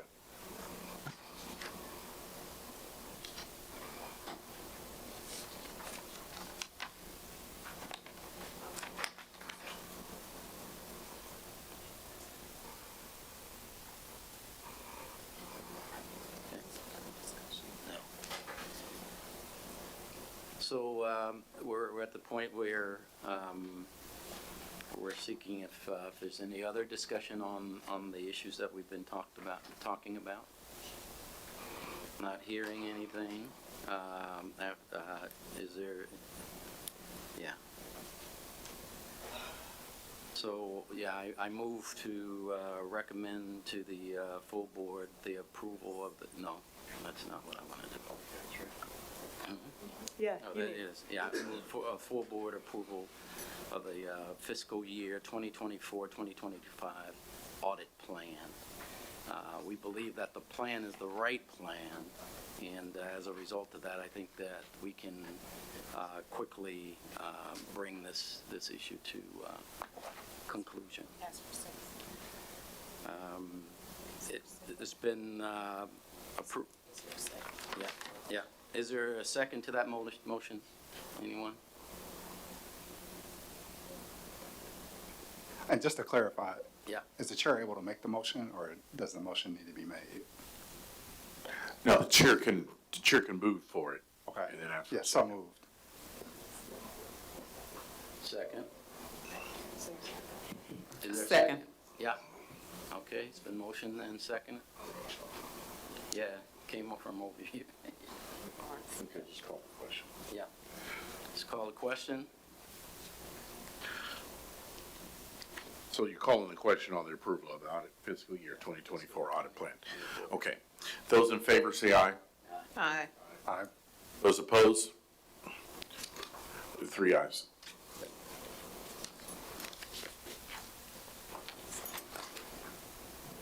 So one last question. Is there a risk management organization within the university that evaluates risk, and who does that report to? Yes, they report to Doug Allen. Okay. You know Doug Webb. But that's only one staff member also.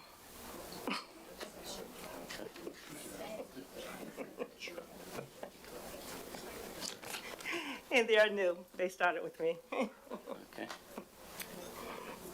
So everyone, we believe that it's time to adjourn the meeting so that we can go into executive session. So, Madam Chair, you okay with that? No? Okay. Okay, so we're going into executive session. Well, we need to make a motion to adjourn. So moved. Okay, there's, Second, okay. All those in favor? Aye. aye. Those opposed?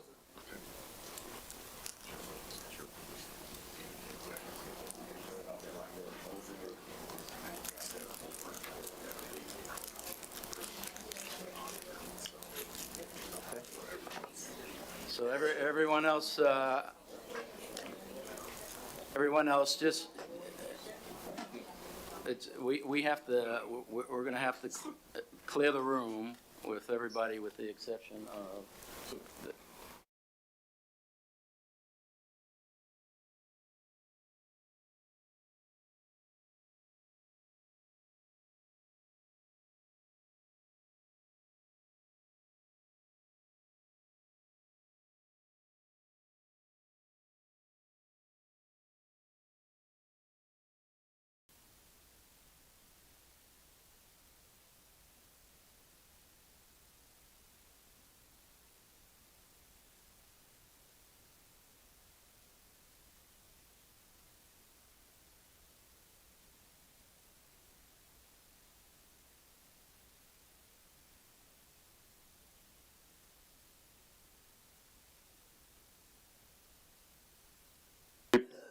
Good evening,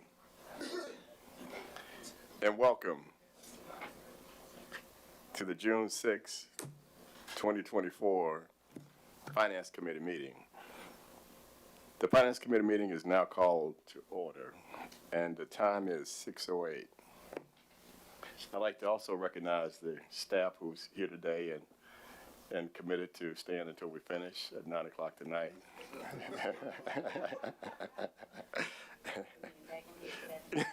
Be back here at 7 in the morning, according to Ms. Chair. At this time, I'd like for Secretary Pendleton to call the roll.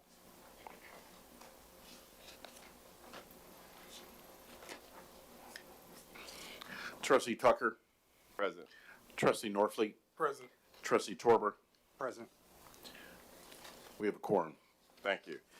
If you flip to page 78 of the board deck, is the agenda for the Finance Committee.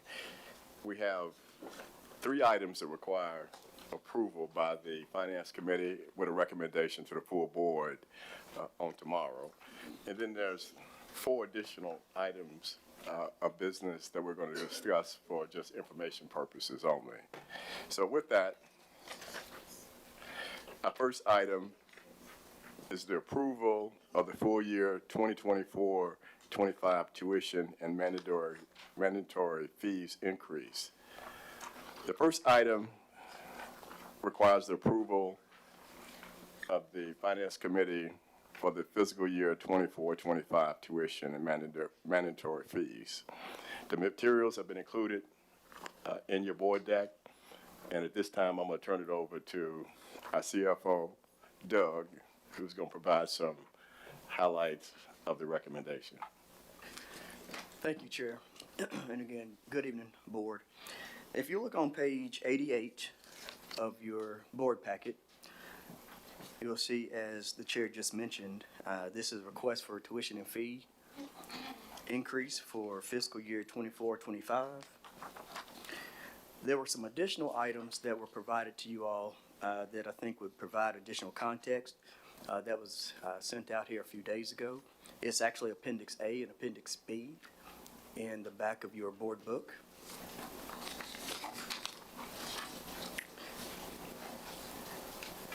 The first item that I'll turn your attention to is the tuition and fee increase percentage. It's a sensitivity analysis.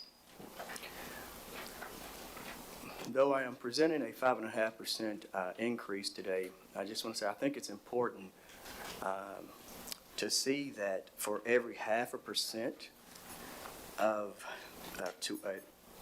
every 0.5% of a tuition increase yields about $500,000. Okay, the total 5.5% is $5.1 million that we're requesting today. Also in Appendix B, I provided a chart that kind of outlines the history of the mandatory maintenance and mandatory fees since 1985-86. And this analysis looks at each of the local governing institutions. Is everyone there? I'm sorry. You good? Okay. So again, back in 1985, 1986, I'll just start there. Tennessee State was right in the middle of tuition affordability here in the state of Tennessee. When we look at this, the deep red is the most expensive LGI, and Memphis, University of Memphis, has been the most expensive LGI since 1985-86. There is 1 year where actually Tennessee Tech is now the most expensive, and that's dropped down in fiscal year 23-24. So the data, and this report came directly from the Tennessee Higher Education Commission. I asked them to provide this data. It's again a third-party report that's verified by THEC. So with that being said, really since 2005, 2006 and forward, TSU has been the most affordable institution of higher education, public institution in the state of Tennessee. Though affordability, having the best affordability is good, it did not align us with making the necessary tuition and fee increases over time. So if your base is not changing, then again, you're not going to be as competitive as it relates to the overall revenue that can be generated, okay? So even with the 5.5% increase, this still allows Tennessee State University to be the most affordable institution.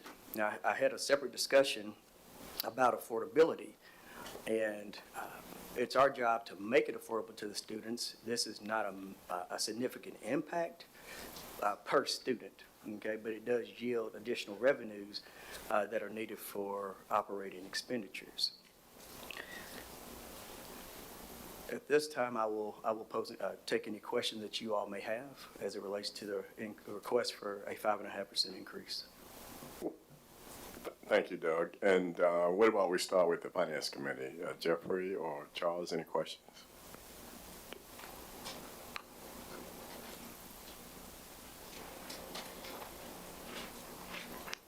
I don't know that I necessarily have a question, but just more of a comment. Just when we want to align with other institutions or what they're doing, but also it goes back to conversation that we may have had earlier, just the narrative of the school already in the space. Yes. And just always increasing tuition with what we already see going on in the news and the media may not always be the wisest decision, just from my standpoint. Who wants to continue to come pay for something if they feel that it's not going to be well reputable, if that makes sense? So just as an observation on too. And that's a good point. And I will say that the THEC committee that sets the rates, it was actually, some of the commissioners wanted to actually go to 6%. So they were, again, bargaining on 6%.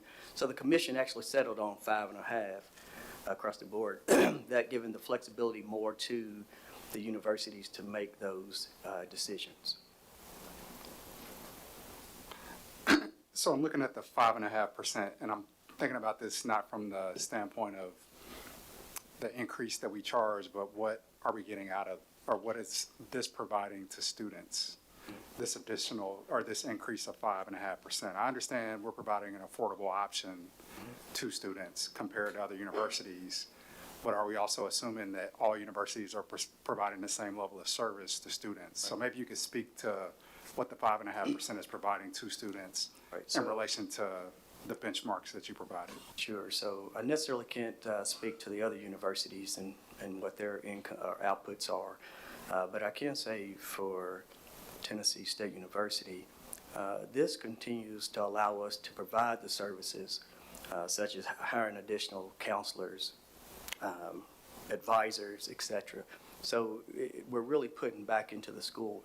And also you have to understand that just from an inflation standpoint, this is not even close to keeping up with inflation right now. So costs are, they're going up every year. So it does cost more to run this university. And I will say with our aging buildings, and we have the data to show this, the new residence hall is much more efficient to run from a utilities perspective than, say, Wilson Hall. It could cost upwards of twice as much. So it's those type of things that students may not see a direct benefit, but again, it is to maintain overall operations. Just to that. Go ahead. Real quickly, that the academic services you provide to the students, which are, the programs, that's obvious. But then you also get the activities and the programs that are non-academic, such that just to encourage the academic success and to make the student experience more successful. They don't deal direct with academic content, but it's the student needs and the service we provide to the students. And just to clarify on her point, the tuition and fees covers things outside of academic instruction? Yes, they do. And I will say, and keeping in mind, based on the executive summary that I provided, that the state provides 24 cents on a dollar. So state appropriations alone cannot cover operations of this university or any other university, at least in this state. So maybe another question, and you characterize that each 0.5% increase yields about 500,000. So if for some reason we were going the other way, what would a reduction of 0.5% mean in terms of the overall budget? So at the end of the day, 68% of our budget is for salary and benefits. The other percentage is basically for operations. That's purchase of supplies, equipment, just everyday utilities, etc. We've cut the budget to the bone on the operational side. This would mean that we would need to take reduction in staff and here at the university. We make staff the last thing to cut. That's been our motto. But we can't say it wouldn't happen. Like Doug said, we do our best not to cut staff. Yeah. But we have to make sure we have to continue to operate. Yeah.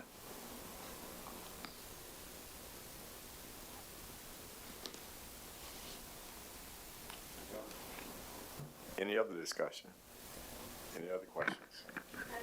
I have a question, and this really goes back to the discussion we were having earlier around the students and their ability to pay today. Have you had the opportunity to forecast in partnership with the COO, what would that impact look like for current students who already have balances? So here's the thing.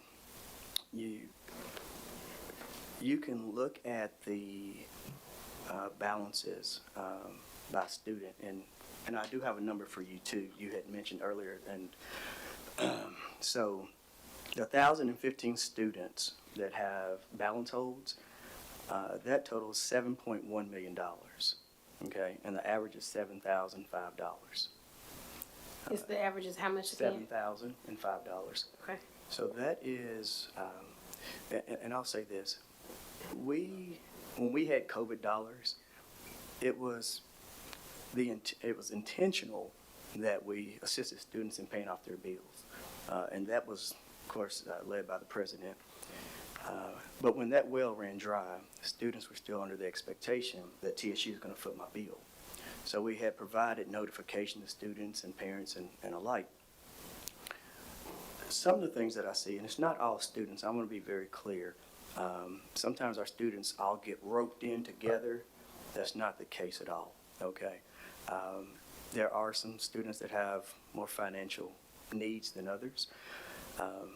But the reality is, at the end of the day, some do not want to accept their loans, okay? Or if there's any other third-party assistance out there, they have been told that the loans are a bad thing. And I know when I see students and parents that come to my office, I tell them that loans are not bad, but just borrow what you need. Don't borrow what you want. And that's just, that's been my motto to them. We can't by law tell a student, oh, you must accept your loan. We cannot do that, and we will not do that. But they have to understand, without accepting their loans, then that leaves them to the point either you're going to get assistance from family members, the church, or in some cases the foundation pulls some funds together, etc.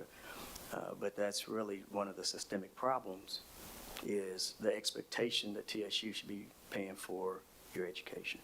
Well, these are not, for clarity, these are not students that have full ride scholarships. That is correct. All students with and that have a full cost scholarship, those are funded as long as they meet, continue to meet their criteria, the GPA and the number of hours that are required for the scholarship.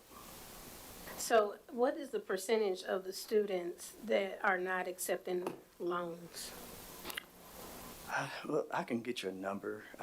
It's pretty substantial. Okay. that refuse to accept their loans. And oftentimes they'll unfortunately want to wait to the last minute in hopes that TSU will find a way. When we could find a way, we did, every which way possible, and I want to be very clear on that. I have a senior in college, so I understand the challenges, but I also understand that we are running an institution of higher education, and that does, our job is to educate and provide the necessary resources for them to be successful. However, it is their responsibility to meet their financial needs. So back to my question, what would be the impact if it's $7,000 that they're owing today and they're not wanting to accept loans? What would change them from doing it tomorrow with the tuition increase? So it may not make a change for those students. The reality is the institution has to continue to move forward. So putting a hold on a tuition and fee increase really only negatively impacts the university at that point. We encourage students at the beginning of the semester to make sure they set up a payment plan. If you have loans out there, go through your interest counsel and exit account, do all those things that need to be done. But we can't make a student pay their bill. We can't make a parent decide they're going to pay. And at that point, they're just unable to come back to complete, their education experience here. So I guess what I'm getting at, just to make sure we're all on the same page, that if you increase the tuition for someone who already can't afford to pay and retention is already an issue, what's the revert of that? I mean, I guess in other words, how is the tuition increase even helping the school if you're not receiving the dollars? And that's a good point. That is the way in which we're changing the model. Actually, you said it earlier today, looking at the students that come. Diversification. Exactly. So that ties right in to what you said earlier today. We're here to assist, and TSU, as you all are alum, know the mission of this university, but we can't continue to just continue to let students in and not pay their responsibility. That does a disservice to this university, and you know, not only to the students, but it impacts everyone. And if we don't raise the tuition and fees, that again just sets us back even further and I'm not so much worried about the other institutions. It's about what we're able to do here to move things forward. And I think it hurts me to not see a student be able to complete for financial reasons. But as a CFO, I got to look at the university as a whole, right? Several of those students I've seen since I've been here, they will wait to the last minute, and they'll often find a way to get the funds necessary to continue their education. Not all, but I've seen several. But they wait to see if there's going to be some glimmer of hope that there's additional dollars here at the university that can provide them assistance. And as CO Evans mentioned earlier, there's a new tier of scholarships to help some of those students through the pipeline as we didn't have before. Last question is, how confident are you in our ability to fundraise to help offset where some of these gaps are? Sure. So Ms. Tony is over institutional advancement. So that's really her wheelhouse. But I think she's doing a fantastic job of getting out there, talking to some of our partners. She can speak more to that than I can. We have to do everything we can, and that's why we're always looking for new revenue streams to bring to the university as well. We cannot rely on just state appropriations. And let me say, though we're thankful for the state appropriation, okay, but every school, at least public universities, most are looking for additional dollars, and fundraising is a huge part of that. The more that you hold in your endowment, the more you have to provide back to students. And that's just, that's the bottom line. I think, Madam Chair. So I have a few questions. One is just going back to the policy that you all did to derive at this 5.5%.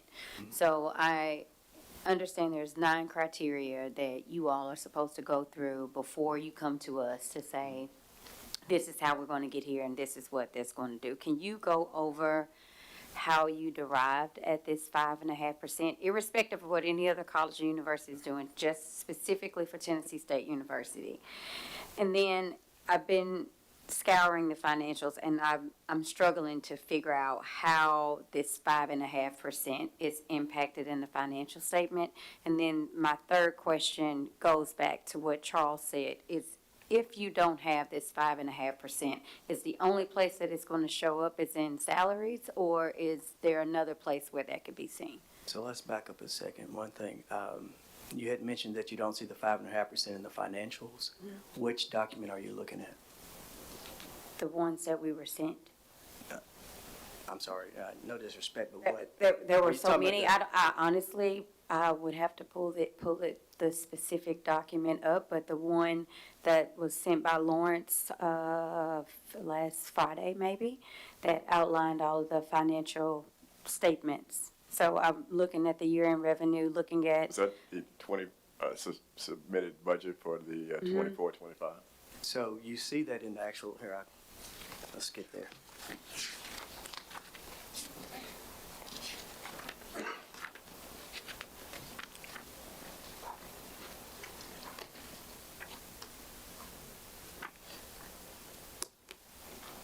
On page 96 of your board docs, the tuition and fees is where the increase, if approved,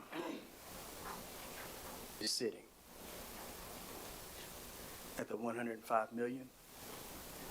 So when we're asking for the 5.5%, it's 5.1 million.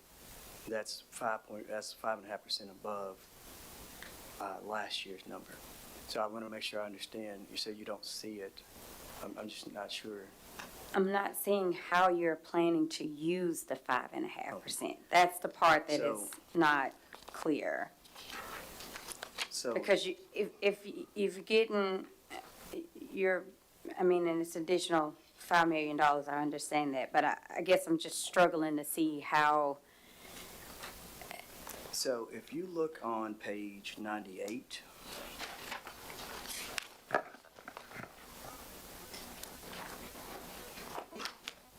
okay, the $5 million is really spread across the top of those functional classifications, that being education and general instruction, research, etc. That's where you're going to see, you're not going to see it in just one particular line. That's spread across these various classifications for the university. And those buckets include mostly where all the payroll is broken. So again, right. So that 5.1 million, and if you look at our budget, it's 68% salaries and benefits, and then the other 30+% is going to be in operating costs, where we have contractual obligations, we have facilities, we have debt service. So that's where you see those things. And those costs do not go down every year. They actually, they go up. So if you're looking for one single line item to say, oh, here's 5.1 million, that's not what you're going to find. Those increases are spread out across the various functional classifications. But the greatest going to, is this student services? No, ma'am. Or, hold on, I can't hardly see it. Okay. Instruction receives the majority of the increase. Okay. Yeah, I was just looking at the percentage. So that 31%, okay, I see. It's little. Yeah, try to get it on one page.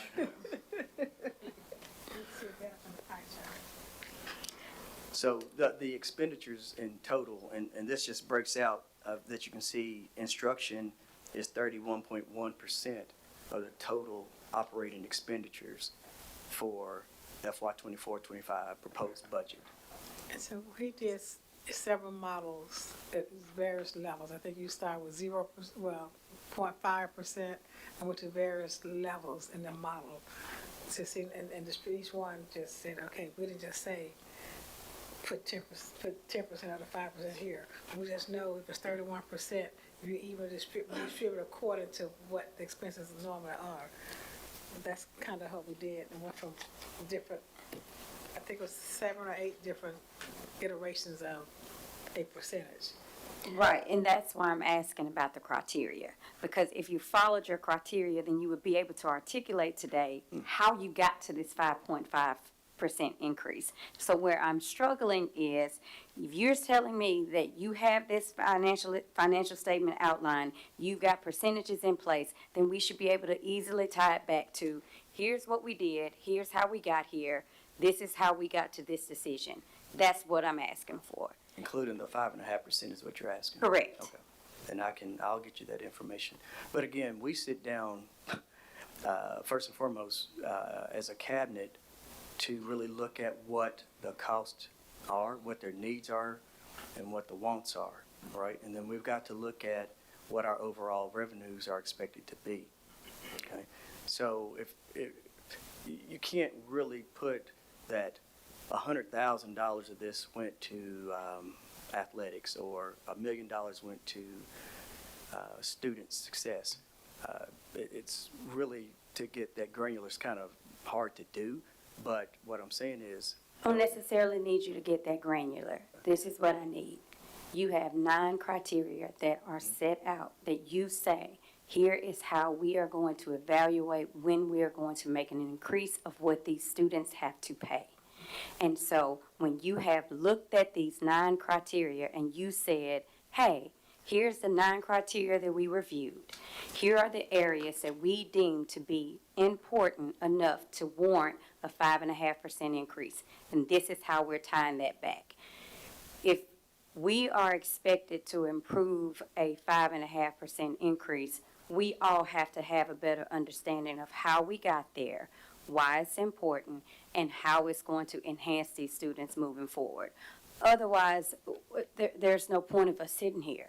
well, let me say this. If you look at it, the majority of the work that's done here benefits students. That's through an increase in faculty.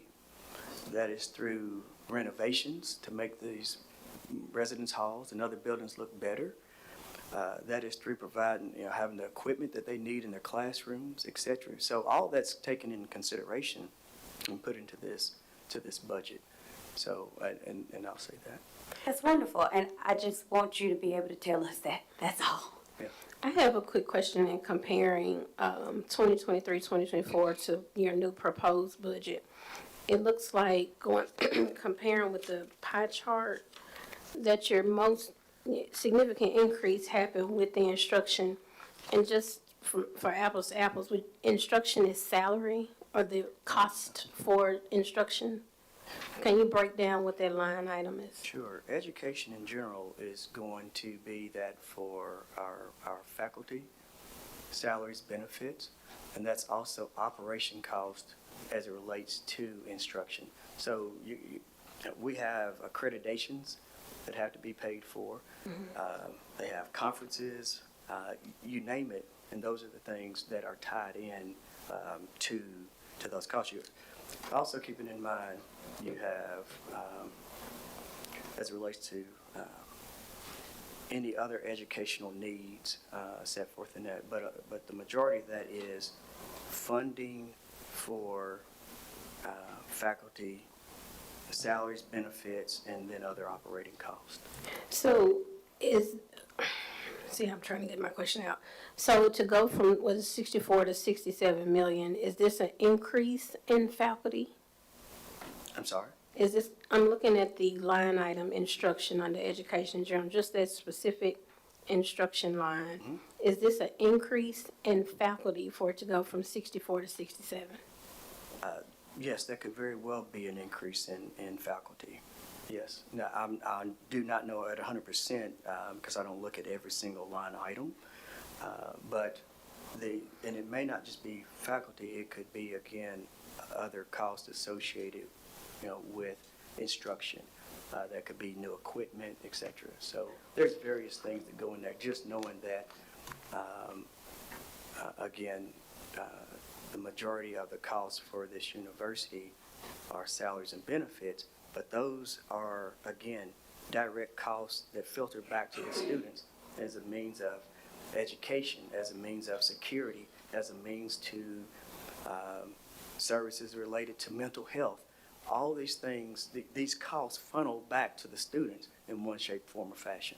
I don't dispute that. I guess what my only question, and I'll let it go, is I would just like to see how this 64 is breaking out, or the new 67, because where I have a little concern is, like, for example, research dropped. Mm-hmm. It's how some things have been offset with that 5% increase, and it looks like it's still heavy on the instruction side, and really want to take into account, if you're going to increase it, where is the greatest need? If you continue to say 68% is based on salary and benefit, and it looks like you put a majority of it right back on salary and benefit. Yeah, so, let me say this. You want heavy weights on instruction. That's where you're really going to have a lot of your cost. Dr. Young Ziegler can attest to this.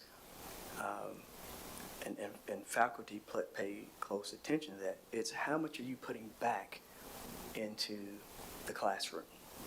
Okay, now if this number was 10%, that would concern me if you had institutional support, such as where my division would fit in. If it was flip-flop, that's a problem. Because again, the majority of the budget is through academics and student success.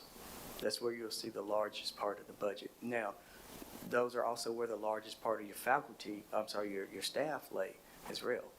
So that's a direct relation to that cost. Okay, so what is the greatest need, though? And this goes back to Chair Winton's question.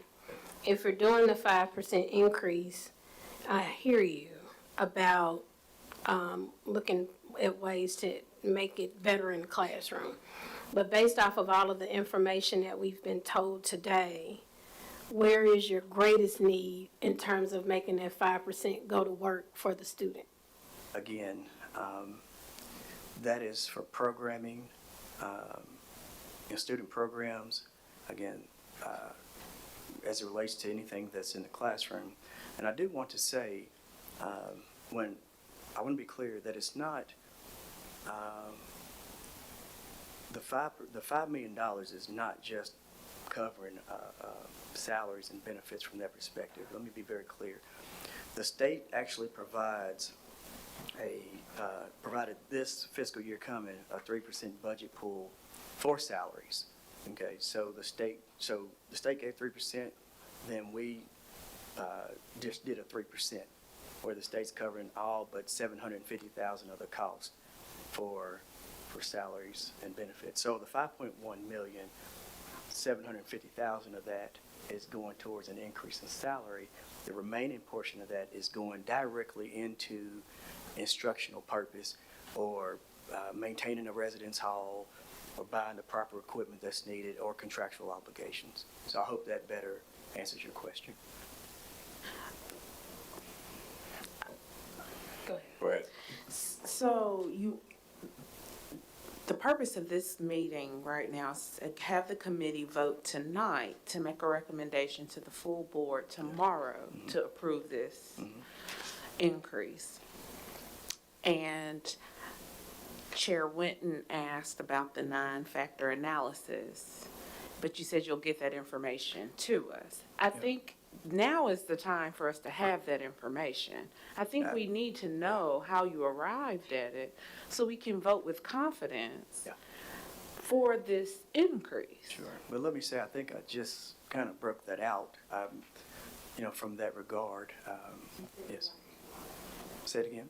Can you just, well, I know you have it because I've seen it, so I'm just saying, do you just want to bring it and share with the chair or somehow? I have no You're problem going to use the factors. So I'm just wondering, is it something we want to keep circling around, or you want to just go ahead and just? Sure, that's fine. We can do that.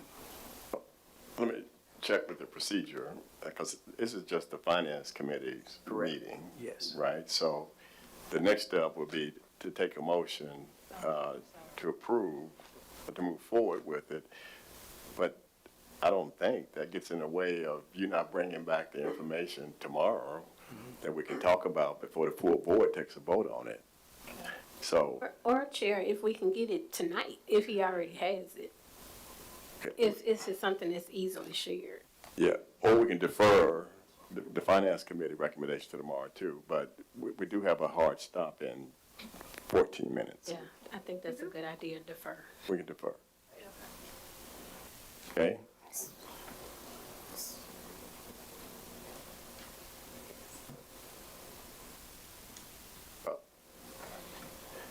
I would suggest the next item is the approval of the 23-24 estimated budget But if we're not willing to talk about or reach a conclusion on the increase, I don't think it makes sense going to there either. Everybody agree, right? Okay. So in our 15 minutes that we have left, my recommendation would go to the items that were just information only. Fair enough? Okay, so with that, the next item that we're going to discuss is the report on institutional advancement. Thank you, Doug. Thank you. And again, this is just information only.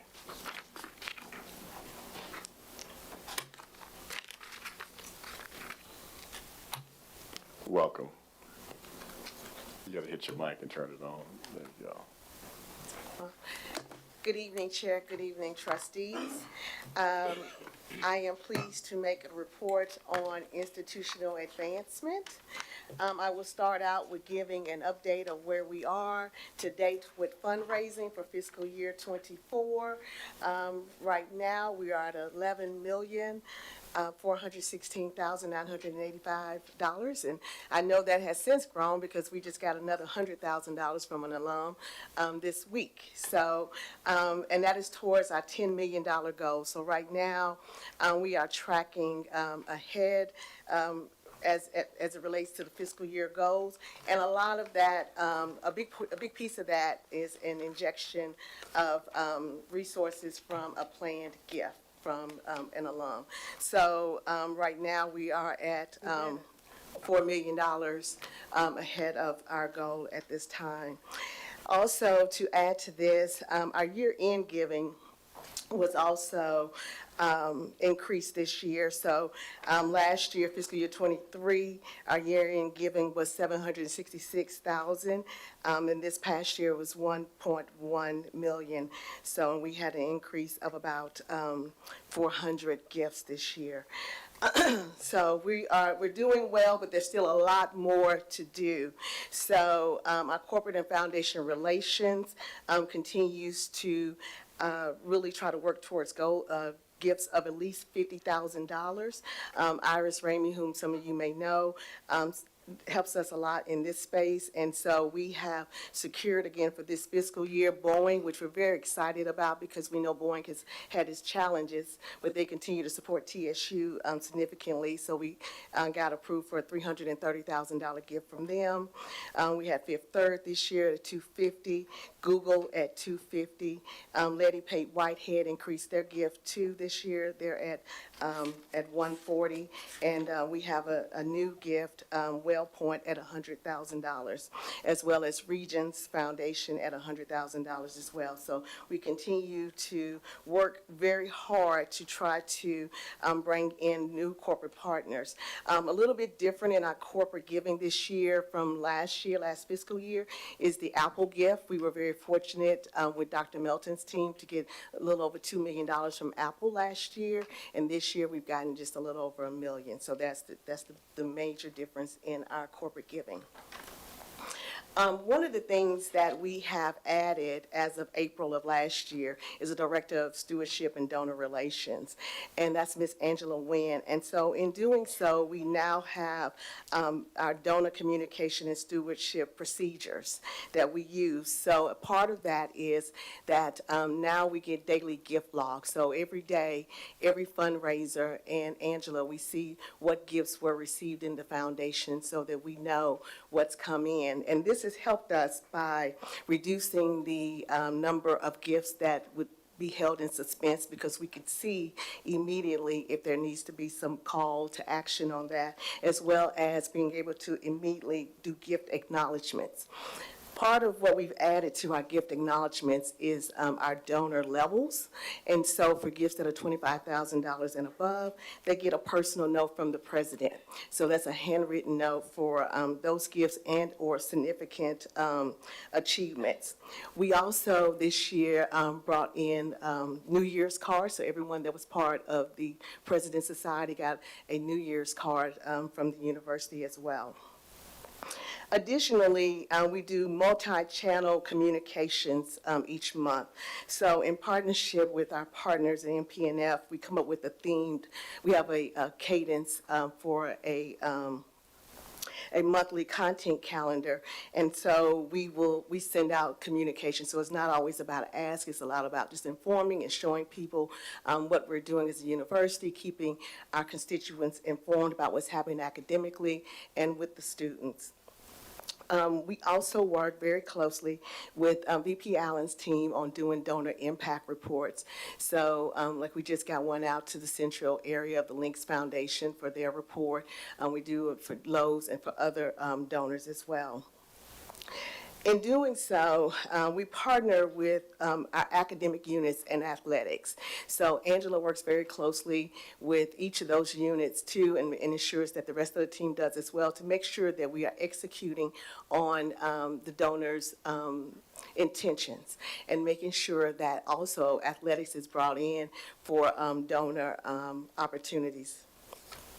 Last year, we had our first corporate partner breakfast. It was the last Wednesday of September. And so we invited all of our corporate partners. It was an opportunity for our corporate partners to meet one another, to meet leaders in our academic areas, to meet staff, and to meet students. And we recognized two of our longstanding partners. One was Boeing, and the other one was Regents. And we're very thrilled that we were able to do that, because unfortunately, we lost our Regents contact, Latricia, unexpectedly last December. So to be able to shower her with love for TSU, as she has showered TSU with her love, was a nice thing to do. And so we are planning for our second one that's coming up this September. So the save the dates have gone out for that as well. Also, most recently, we did the renaming of our HCA Technology Scholarship for their retiring CIO. You may be aware that we have an $800,000 gift from Amazon that is the endowed chair. And so a part of that is a curriculum that is Amazon focused. And so with Dr. Melton and Glover's assistance, Dr. Rogers was appointed the endowed chair. And so we kicked off that learning this semester. So Amazon executives were on campus with us about a month ago, and the students were able to present their projects at that time. We also had Publix on campus as well, worked with Career Services and with the College of Business to have Publix on campus for not only their scholarship, but also for recruitment. And so if you saw the communication that went out, one of the things that was highlighted was one of the students who was very thankful for receiving a public scholarship when she was about to leave school because her mother had passed and she was having difficulties, and that public scholarship made the difference in her being able to stay at TSU. Publix commented that TSU had the largest turnout of any institution that they had gone to at that point. So we're very proud of that. Also, within this last year, we have updated our website to make it a little bit more user-friendly. So, and also it includes who to contact. So you know who's in alumni relations if you have a question about alumni relations or something about the foundation. So it has emails and phone numbers so that you can easily see who to contact. So this is phase one. Phase two, which will start in the new fiscal year, will be the further build out of each of the units' sites. We also include stories of impact on that site as well. Most recently, we just added a very seasoned fundraiser, Miss Gloria Sanders. She came to us from Meharry after being there for over 11 years, working in that state in planned giving and focusing on major gifts. She is now with us in this role to really help us develop a robust plan and formal program in our planned giving area. As we know, that is also a really great opportunity for alums to leave a legacy, and anyone else that wants to invest in a university. And so it's a great opportunity. As I just said, we had a nice injection of $4 million from a planned gift, so they are very important. So she has recently joined us, and just in the month that she's been here, she's already working on $250,000 worth of gifts. Most recently, alumni relations, we had our vinegers. That was the week of commencement. Our vinegers raised $285,000. The upcoming year of integers, they've started already raising their money, and they're already at 100. Madam President was a golden villager this year as well, and so we were able to give 3 students $5,000 scholarships each from the Vintagers Fund this year. Last year, we did an alumni relations survey, and so the results of that survey really highlighted that alums really just wanted to hear back from us. They wanted to have feedback. They wanted to have consistent communication. They wanted to know how the students were doing. They wanted to know how they could be involved. And so that has been the genesis and the basis of what we're doing, which is why we have the monthly content calendar and why we try to share impact about what's going on academically and otherwise at the institution, and not just asking for resources. Also identified out of the survey was the opportunity for engagement. And we know engagement is one of the areas that we are, performance marker areas that are evaluated. And so what we've started is an engagement with new graduates. So upon commencement, making sure that we welcome them to alumni status, both graduate and undergraduates, and really try to usher them into that space by connecting with them. We're also starting back our 5-year reunions up to year 35, and we're doing a top 30 under 30 initiative. In the Alumni Relations Office, we have the Pre-Alumni Council, and we have the Legacy Society. And so with those 2 student organizations that fall under that, with Legacy, we know that that means that you have some family member that is connected to the university. So we've worked with the Office of Admissions before when they've done the recruitment to have a legacy presentation so their families know that there is a support here for them. Additionally, Gloria Sanders and Debbie Howard, who's Director of Alumni Relations, I've asked them to start to go to each of the alumni chapter meetings to get connected with alums on the ground.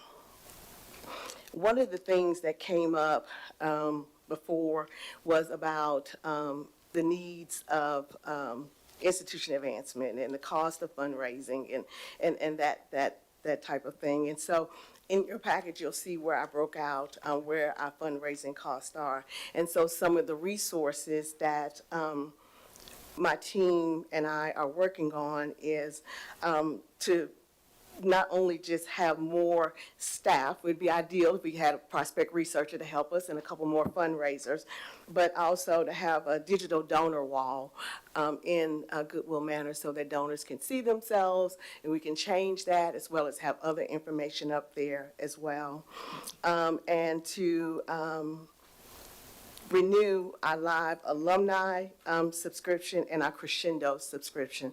Crescendo is specifically for our planned giving, and our live alumni, again, of course, helps us work with our alumni engagement. Of course, down the line, we would love to have a fundraising software platform, but given today's conversations, we know that's going to be a little bit further down the line. And so we do appreciate the ability to have an external communications partner that works with our internal communications team to help tell the story. So like the stories that we do with some of our academic units, that is shared both internally and externally. So that is my report. Questions? Charles? Going back to the full year 24 goals and strategy update, and the goal was 10 million, and you say you're at 11 million, but if you back out the planned gift, which it was obviously a planned gift, but not a planned passing, so then you're at 6.6 million, which would be less than the target and less than the prior year. Is that correct? Yes, and we're not, I mean, it's not over yet. I mean, we right now, we are, of course, we just did communication for our live bunts and our side bunts too. So we work all the way up until the end. Doug will tell you, all the way up to June 30th, I'm like, leave the lights on because we're taking in gifts, because a lot of people do wait until June 30th to get their gifts in, so. And then with the money that has been received, excluding the the planned gift, is that 6.6 million in cash that's been received or commitments? No, that's cash. None of this is commitments, it's all cash. And just to follow up from Charles, the 4.8 million planned gift, when is that scheduled to arrive? So it is actually sitting in the investor's account, correct? Am I correct, Doug? I'm sorry, wait, yes, it's here, it's in the investment account. Very good. And in terms of the alumni giving rate, where do we stand? So the alumni giving rate is, it's down, the percentage is down. It has been trending down. You see, I say we need to have an alumni fundraiser. We need to have an annual alumni fundraiser to help us with that. What is the actual rate, to your knowledge? I can tell you just one second.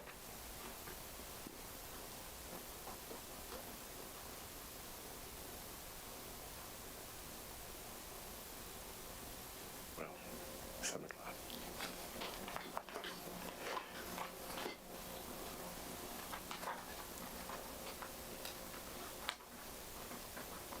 You can let me know tomorrow. Oh, it's right here. Okay. I have it right here. I get a report regularly. It's a tough crowd. I know, I don't want to have to come back. No, I'm just kidding.